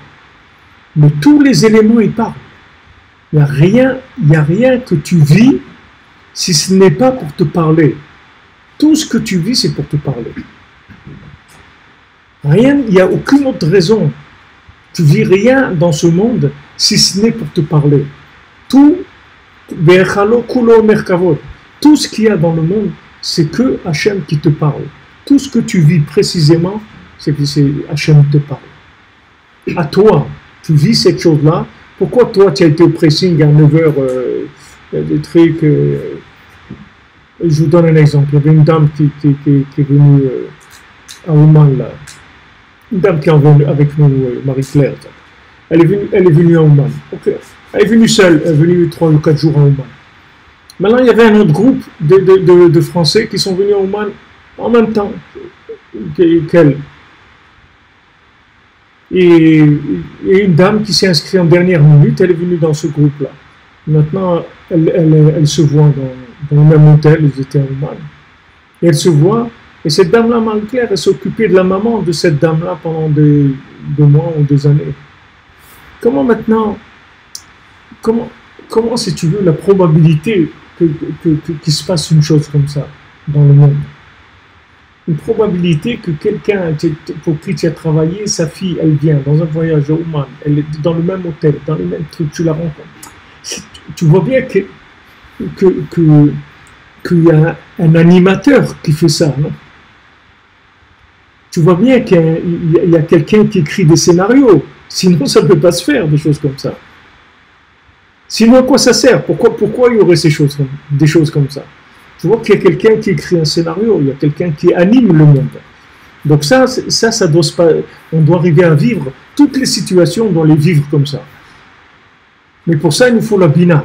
Alors la bina, elle vient. C'est pour ça que le tzaddik, il travaille sur le kulmut, c'est-à-dire le tzaddik, il écrit en permanence, c'est-à-dire il écrit sans arrêt. Il envoie des chidushim dans le monde, des éléments qui vont te permettre d'enrichir ta connexion. Les gens ils cherchent à enrichir l'uranium ou le truc, il faut enrichir la connexion, c'est ça qu'il faut enrichir, c'est pas l'uranium, c'est la connexion qu'il faut enrichir. Il faut enrichir les gens en connexion. Il faut éduquer les gens à la connexion, à la déduction. Il ne faut pas enseigner de l'enseignement mort. Tout ce que tu enseignes, il faut qu'il soit vivant. Il ne faut pas que ça soit mort. Tu vois, Shlomo, pourquoi Shlomo, c'est l'homme le plus, on dit l'homme le plus sage qui a eu la plus grande connaissance du monde, parce qu'il a donné des exemples. Shlomo, ça veut dire shalom. Il y a le mot shalom. Il y a le mot shalem aussi. Il y a le mot shalom qui veut dire la paix. Il y a le mot shalem qui veut dire parfait. Et il y a le mot machal. Ça veut dire, Shlomo, c'est machal aussi. C'est-à-dire l'exemple. Parce que tout ça, c'est la même chose. Le shalom, la paix, c'est la perfection et c'est l'exemple. Ces trois choses, c'est la même chose. C'est-à-dire, si tu as l'exemple adapté, ça veut dire que tu as la connaissance shalem, tu as la connaissance parfaite. Et si tu veux savoir si tu as la connaissance parfaite et l'exemple qui correspond à cette connaissance, tu vas voir s'il y a le shalom. S'il n'y a pas le shalom, mon ami, ça veut dire quelque part, tu as raté ton truc là. Tu as mis un boulon quelque part pour tenir la chose, tu l'as un petit peu... Tu l'as un peu limé ou il te manque des trucs. Tu vois, comme quelqu'un il démonte la machine à laver, il la remonte, il lui reste quelques boulons, il dit bon, c'est pas grave. C'est très grave s'il te reste des boulons quand tu roules parce que la machine à laver elle risque de pas marcher, elle risque d'avoir des problèmes. Alors la shlemout, c'est ça. La shlemout, c'est que la connaissance, tu puisses la traduire tout de suite en image vécue à la personne. Pourquoi? Parce que quand tu vas lui donner une image, tout de suite il va se connecter. L'image, elle sert à la connexion.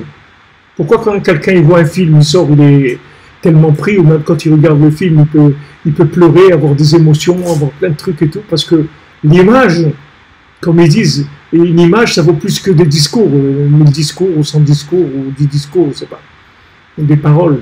Parce que l'image, c'est quelque chose qui crée une identification.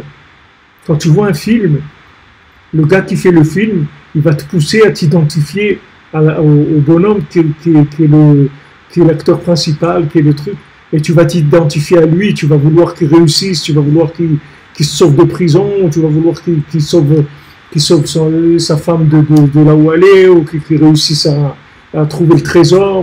Tu vas être avec lui, tu vas t'identifier à lui, tu vois.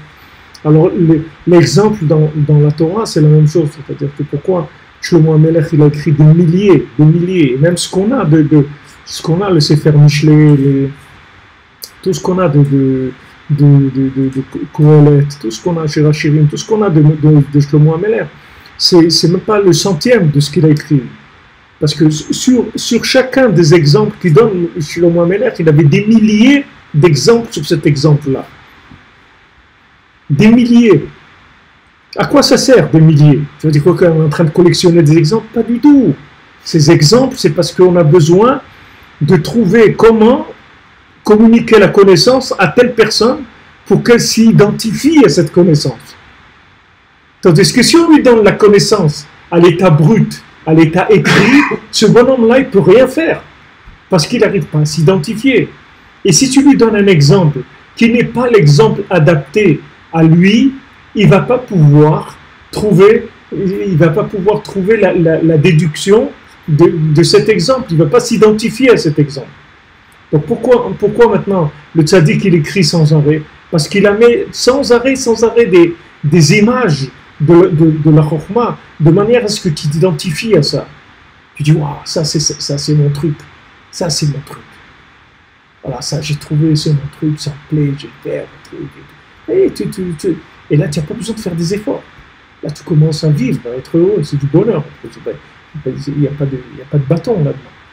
Donc le Kulmous, c'est à ça qui va servir. C'est pour ça que ce qu'ici dit Rabbi Nathan, ce sont des paroles qui sont extrêmement importantes, qui dit que Rabbi Tenuzal, ils tirent l'Ichtov et la Torah chez Baal Peh, c'est-à-dire que nos sages, ils ont permis d'écrire la Torah orale. Ça, c'est un très grand recette d'Hachem. qu'on t'apprend à déduire. C'est la chose la plus, c'est la chose la plus élevée, le plus grand niveau de connaissance, c'est-à-dire de méthode de traitement de la connaissance qui existe au monde, c'est ça, c'est la Bina. Il n'y a pas plus grand que ça. Parce que si tu apprends à quelqu'un la Bina, de n'importe où, il va te sortir de la connexion. De n'importe où. Il n'a pas besoin de voir beaucoup d'éléments. Pas besoin. La Gemara, on est d'accord, c'est le début de sur Terre, c'est qu'on a on rend compte quand même beaucoup dans la Gemara. Bien sûr. Quand on donne des non, mais c'est... D'abord, il faut que tu saches que la Gemara, c'est que des schémas d'Hachem. Toute la Gemara, c'est des noms d'Hachem, des tsiroufim, des noms de Shem Havaya. Et la Gemara, c'est que du Roi HaKodesh, c'est que du souffle divin. Et la Gemara, c'est pas des textes qu'ils ont écrits comme ça. C'est tout du souffle divin. Mais la Gemara, elle t'apprend, elle te forge, si tu veux, l'esprit.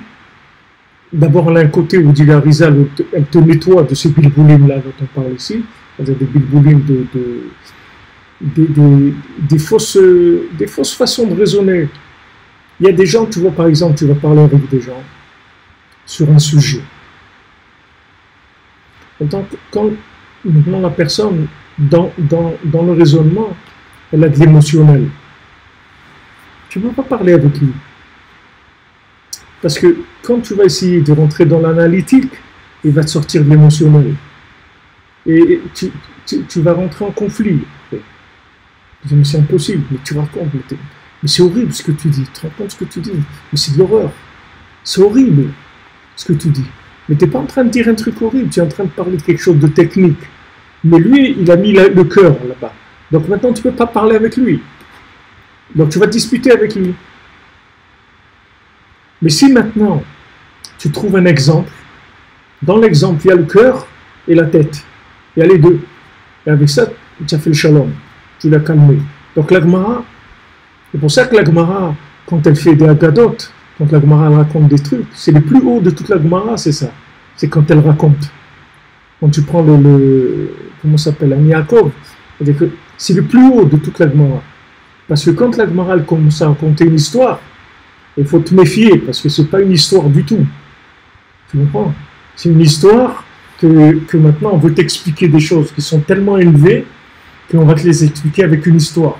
On ne va pas te les expliquer avec du raisonnement technique, parce que c'est trop élevé. Si on va te l'expliquer avec des raisonnements techniques, tu vas te perdre. Donc on va te raconter une histoire. Mais cette histoire-là, c'est un puits de connaissances, un puits de déduction. Et si tu as bien compris cette histoire-là, tu seras capable de trancher des halakhot dans ta vie par rapport à cette histoire-là. Parce que le but, c'est ce qu'on est en train de parler ici. Le but, c'est quoi? C'est le conseil de trouver le comment vivre, comment faire ça, comment m'arranger dans ma vie, comment arranger mes yeux, ma bouche, mes oreilles, ma parnassa, mon shalom bayit, mes enfants, où je vais habiter. Tout. C'est le conseil que j'ai besoin, d'accord? Le conseil, pour trouver le vrai conseil, le conseil, c'est un assemblement d'éléments dans ta vie. C'est une déduction que, ah oui, c'est ça. Alors, je vais faire ça, je vais habiter là, je vais faire tel travail. C'est de la déduction, d'accord? Maintenant, quand on va te raconter, on va te présenter de la Torah en histoire, ça va être le plus grand niveau de connexion qu'on va te donner pour que tu puisses déduire. Mais il faut que tu te méfies de ne pas le prendre comme une histoire. C'est pour ça que Rabbeinu il a dit, les contes, je préfère que vous ne donniez pas d'explication. Juste vous le racontez, c'est tout. Mais Rabbi Nathan, il a dit, après, Rabbeinu il a dit à Rabbi Nathan de faire des chidushim, parce qu'il avait peur que les gens, ils perdent le côté, ils perdent la profondeur du Sipporonation. Ils croient que c'est des contes, bon, il y avait une princesse, etc., qui le prennent plat, tu vois. Donc il a dit, fais de la déduction, ouvre, que les gens ils se rendent compte que tous les secrets de la Torah, toute la Torah entière, elle se trouve dans chaque mot du Sipporonation. Je veux que tu ouvres, pour que les gens ils se rendent compte de la profondeur qu'il y a là-dedans. Alors, ils vont se rendre compte de la profondeur, donc ils vont le prendre avec la Emouna, et ça va leur donner de la déduction après.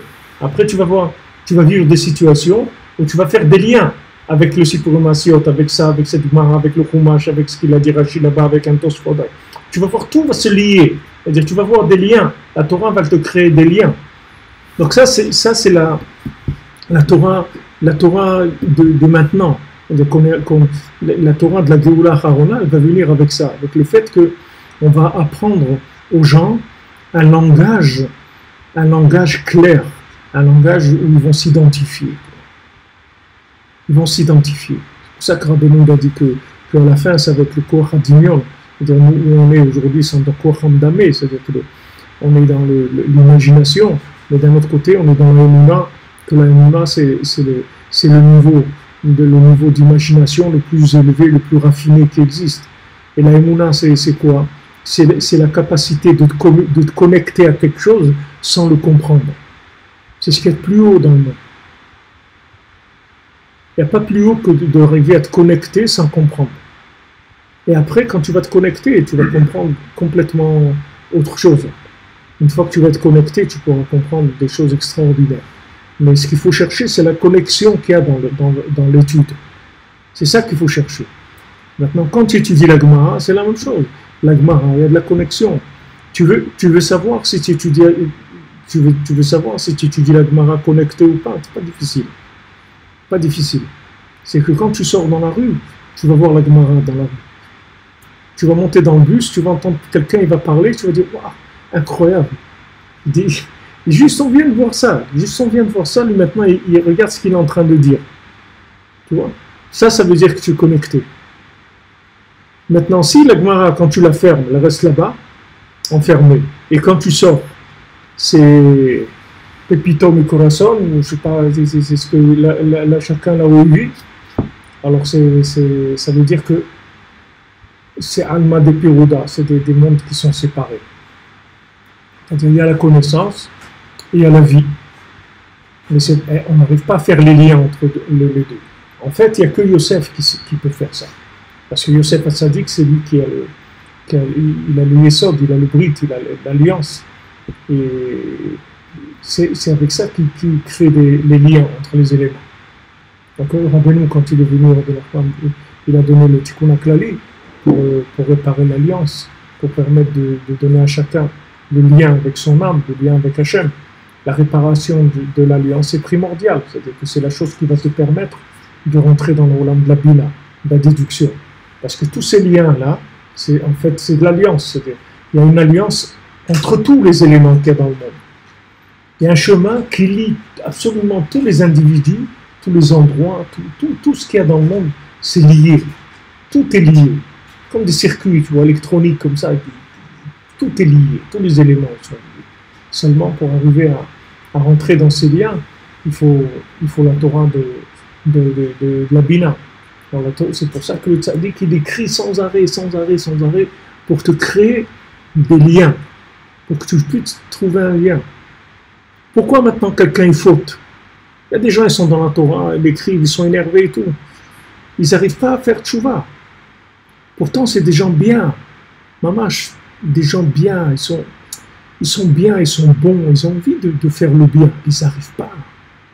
C'est pas qu'ils ne veulent pas. Ils veulent faire le bien, mais ils n'arrivent pas. Pourquoi ils n'arrivent pas? Parce qu'il n'a pas l'image dans laquelle il s'est reconnu dans la photo. Il ne s'est pas identifié dans la connaissance. Il n'est pas arrivé à s'identifier. Parce que la connaissance qu'on lui a fournie, qu'on lui a dit il faut faire ça, on lui a donné avec un bâton. On lui a dit voilà, tu sais, il faut faire ça. On lui a donné le bâton. Mais on ne lui a pas donné l'écrit qui le concernait. Mais si celui qui te transmet, quand il te transmet un devoir, il te donne le moyen d'accomplir ce devoir-là, c'est-à-dire en te donnant le lien qu'il y a entre toi et cette chose-là, tu vas voir que tu n'auras aucune difficulté à faire cette chose-là. Ou à ne pas faire cette chose-là si c'est une chose qui est interdite. Tu n'auras aucun problème. Tu n'auras besoin d'aucun effort. Du tout. Parce que, tout simplement, cette chose-là, elle va disparaître de ta vie. Cette chose-là, pourquoi ça crée un problème?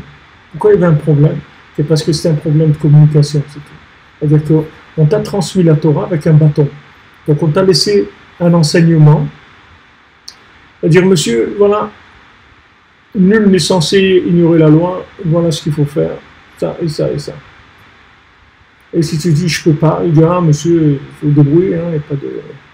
Il faut débrouiller. Hein. Mais aujourd'hui, il n'y a personne qui peut se débrouiller. Donc ce qu'on demande, c'est qu'on nous aide à. On veut faire, on est là pour ça. On demande que ça. Que faire et de faire plaisir à Hachem, de faire tout ce que Hachem veut, qui lui fait plaisir, de ne pas faire ce qui lui fait pas plaisir.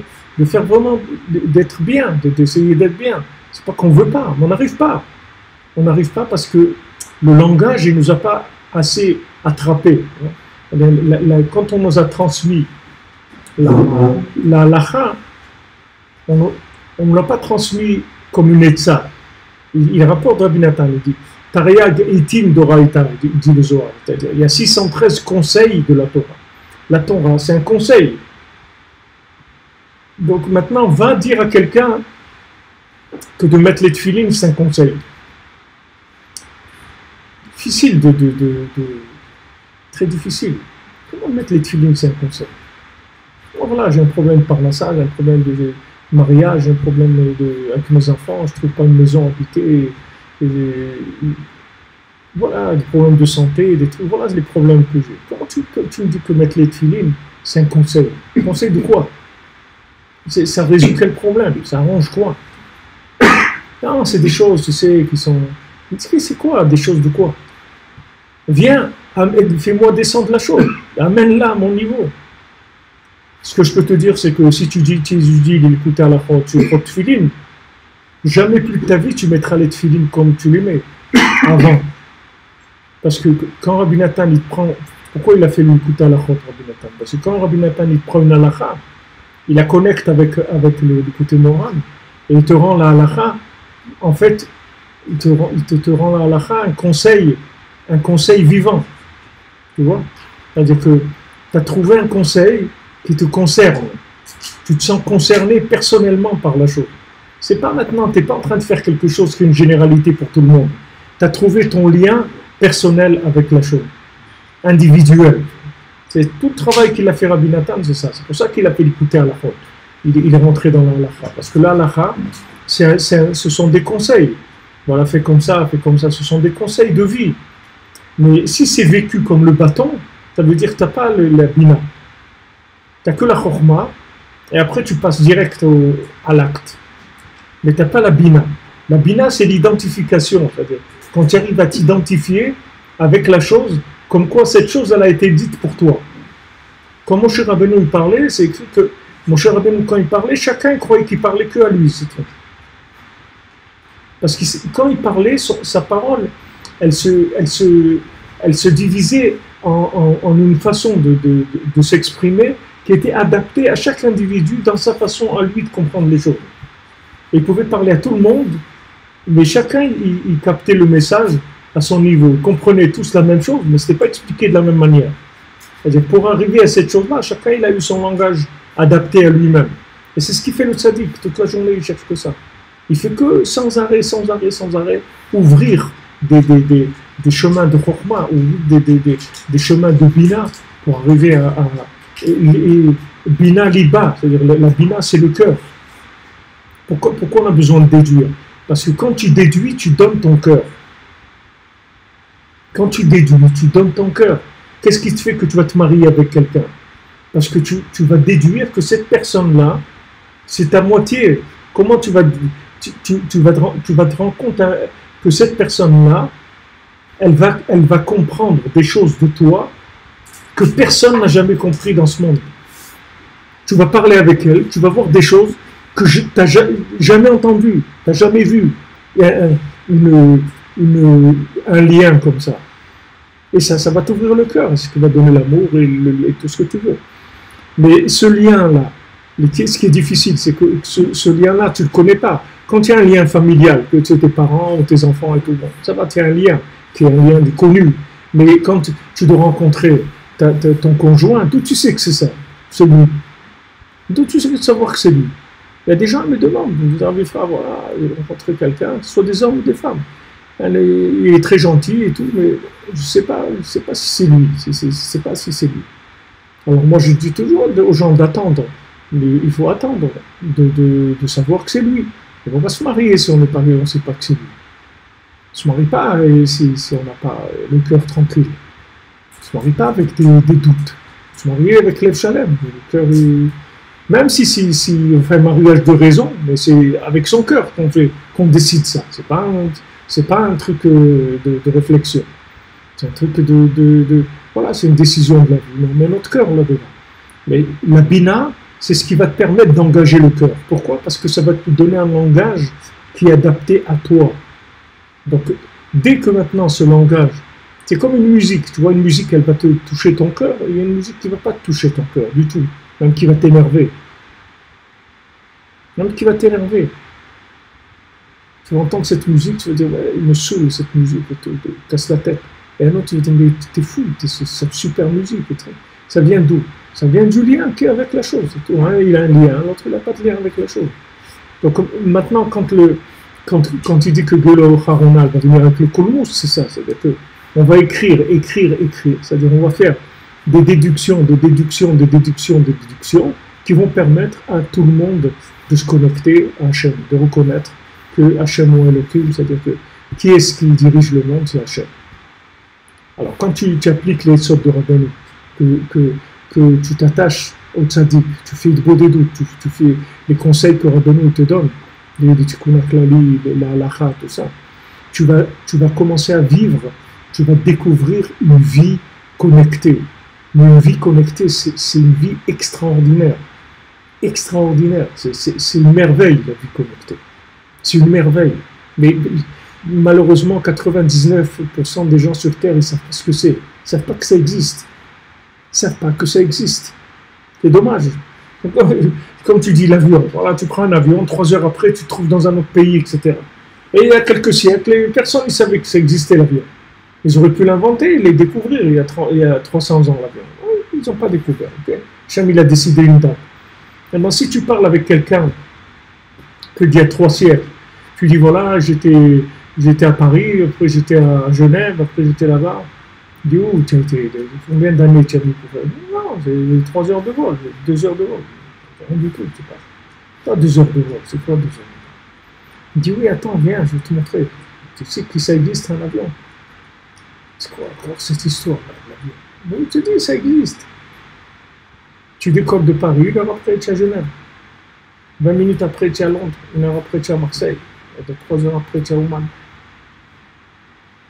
C'est quoi? De quoi tu parles? C'est exactement pareil, c'est la même chose. Les gens ne savent pas que ça existe, c'est tout. Les gens ne savent pas que ça existe. Si les gens ils écoutent Rabbeinu et ils commencent à appliquer ce que Rabbeinu te dit de faire, de t'habituer à parler avec Dieu tous les jours, d'arriver à connecter, habitue-toi à connecter ta vie avec Dieu. Raconte-lui tout ce que tu as sur la patate, tout ce que tu as sur le cœur, tout ce que tu as envie. Parle-lui de tout. Habitue-toi à faire de la connexion. De tout ce qu'il y a dans ta vie, connecte-le avec Hachem. Parle-lui-en. Tu vas voir après des choses qui sont féeriques. Tu vas vivre une vie, tu vas voir des miracles tous les jours, des choses incroyables. Parce que tu vas passer sur un mode de vie connecté. C'est complètement un autre monde. Complètement un autre monde. Tu verras que tu passeras à côté de quelqu'un que cette personne ne doit pas te voir, elle ne va pas te voir.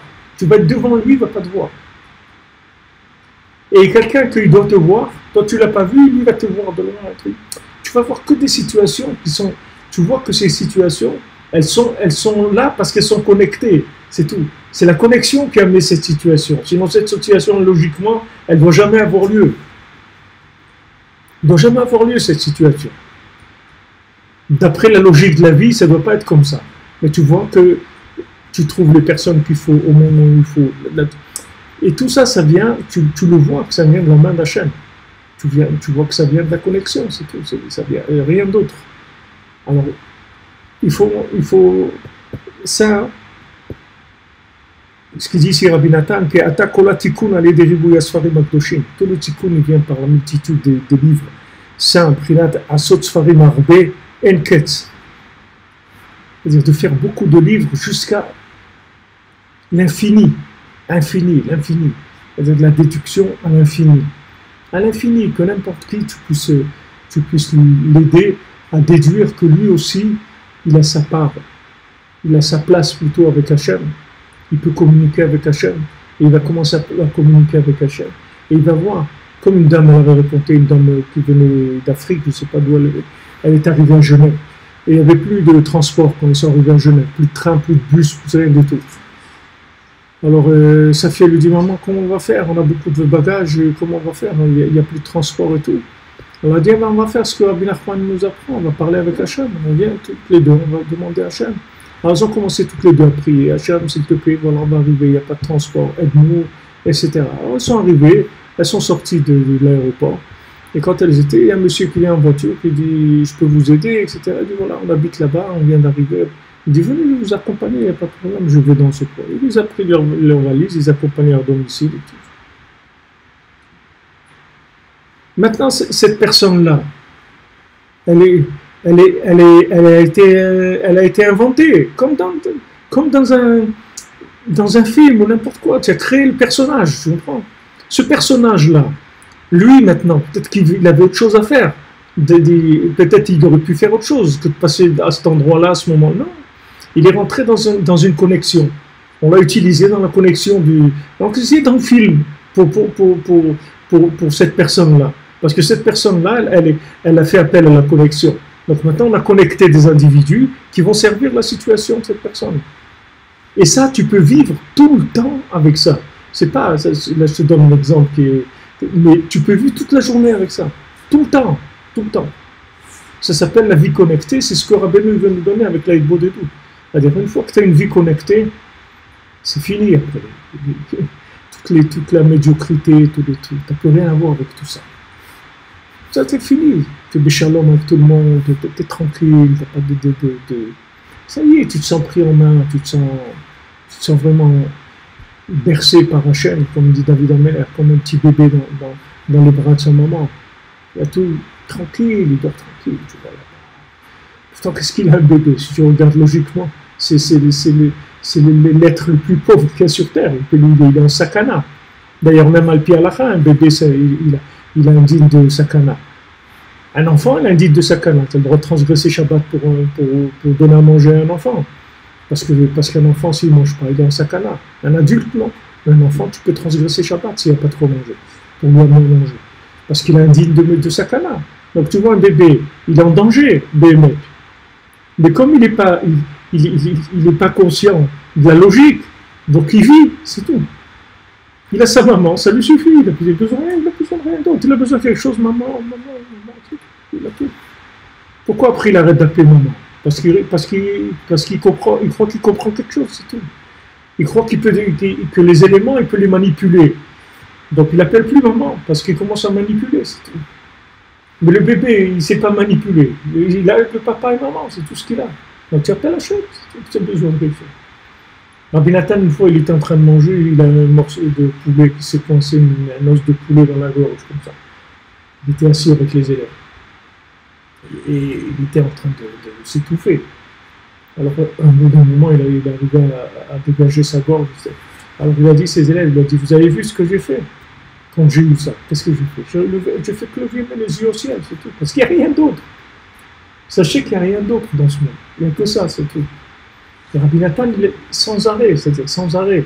Il éduquait tout son entourage que à ça. Vivez, connectez, vous allez vous débarrasser de tout ce qui vous angoisse dans ce monde, de tous les malheurs, de toutes les difficultés, de tous les manques, de toutes ces choses-là. Toutes ces choses-là, elles vont disparaître. Tous les gens, ils courent derrière des trucs qui leur manquent et tout. C'est normal, ils courent parce que ils ont affaire à des éléments qui ne sont pas liés les uns aux autres. Donc il ne peut pas tirer le truc. Il ne peut pas le tirer à lui, puisqu'il n'est pas lié. Mais si l'élément, il est lié, tu t'es lié à Hachem, tous les éléments qui gravitent autour de toi, ils sont liés. Donc au lieu d'aller chercher l'élément, tu vas voir que l'élément, il va venir chez toi. Parce qu'il se déplace, il bouge l'élément. Parce que tu l'as rentré dans un lien. Tandis que maintenant, si tu vis avec des éléments qui ne sont pas liés, Tu peux avoir l'élément qu'il te faut, il peut se trouver à quelques mètres de toi, et tu ne l'as jamais vu. Et tu ne vas pas le voir. Parce qu'il n'a pas apparu dans ton monde. Et tu vas te casser la tête, un truc, comment je vais faire, comment...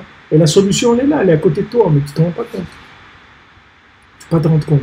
Parce qu'il n'y a pas de lien. Donc quand Benoît dit de parler avec Hachem tous les jours, c'est pas qu'un conseil qui est bien, c'est pour vivre une autre vie complètement. C'est pas un conseil pour résoudre des problèmes, c'est pour vivre une autre vie complètement. Complètement. C'est une vie connectée, c'est un autre monde, c'est une autre planète. Une autre planète. Vraiment une autre planète, complètement une autre planète. Tu vas voir, tu vas rencontrer des gens, tu vas vivre des situations qui sont incroyables dans la logique. Incroyables. Incroyables. Tu vois, ça devient vraiment féerique. Une vie vraiment féerique, une vie enchantée.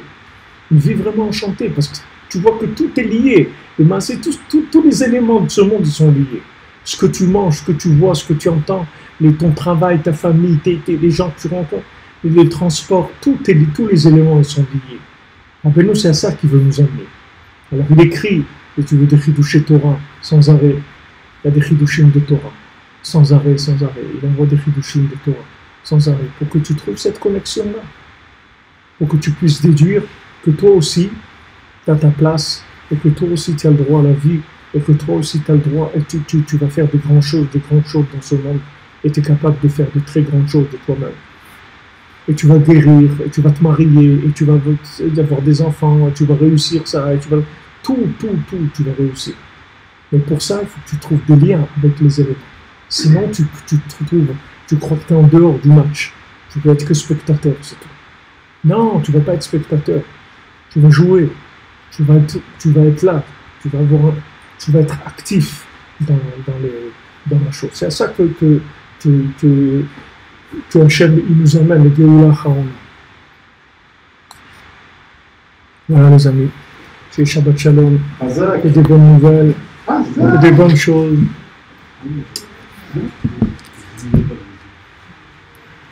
Oui, le beau des doutes, ça fait fleurir les plantes, bien sûr, ça fait tout le beau des doutes. Alors Shabbat Shalom les amis, la santé, la réussite, la délivrance pour chacun, les Hachem. Chacune que de bonnes choses. Et on se retrouve donc dimanche pour notre cours journalier de midi. Et pour Shabbat, ceux qui sont à Jérusalem, à 9h30, Shabbat matin, c'est pour les Massiot, avec un chidouche. Merci de votre présence et de votre soutien et de votre participation. Baruch Hashem, c'est magnifique. Merci beaucoup.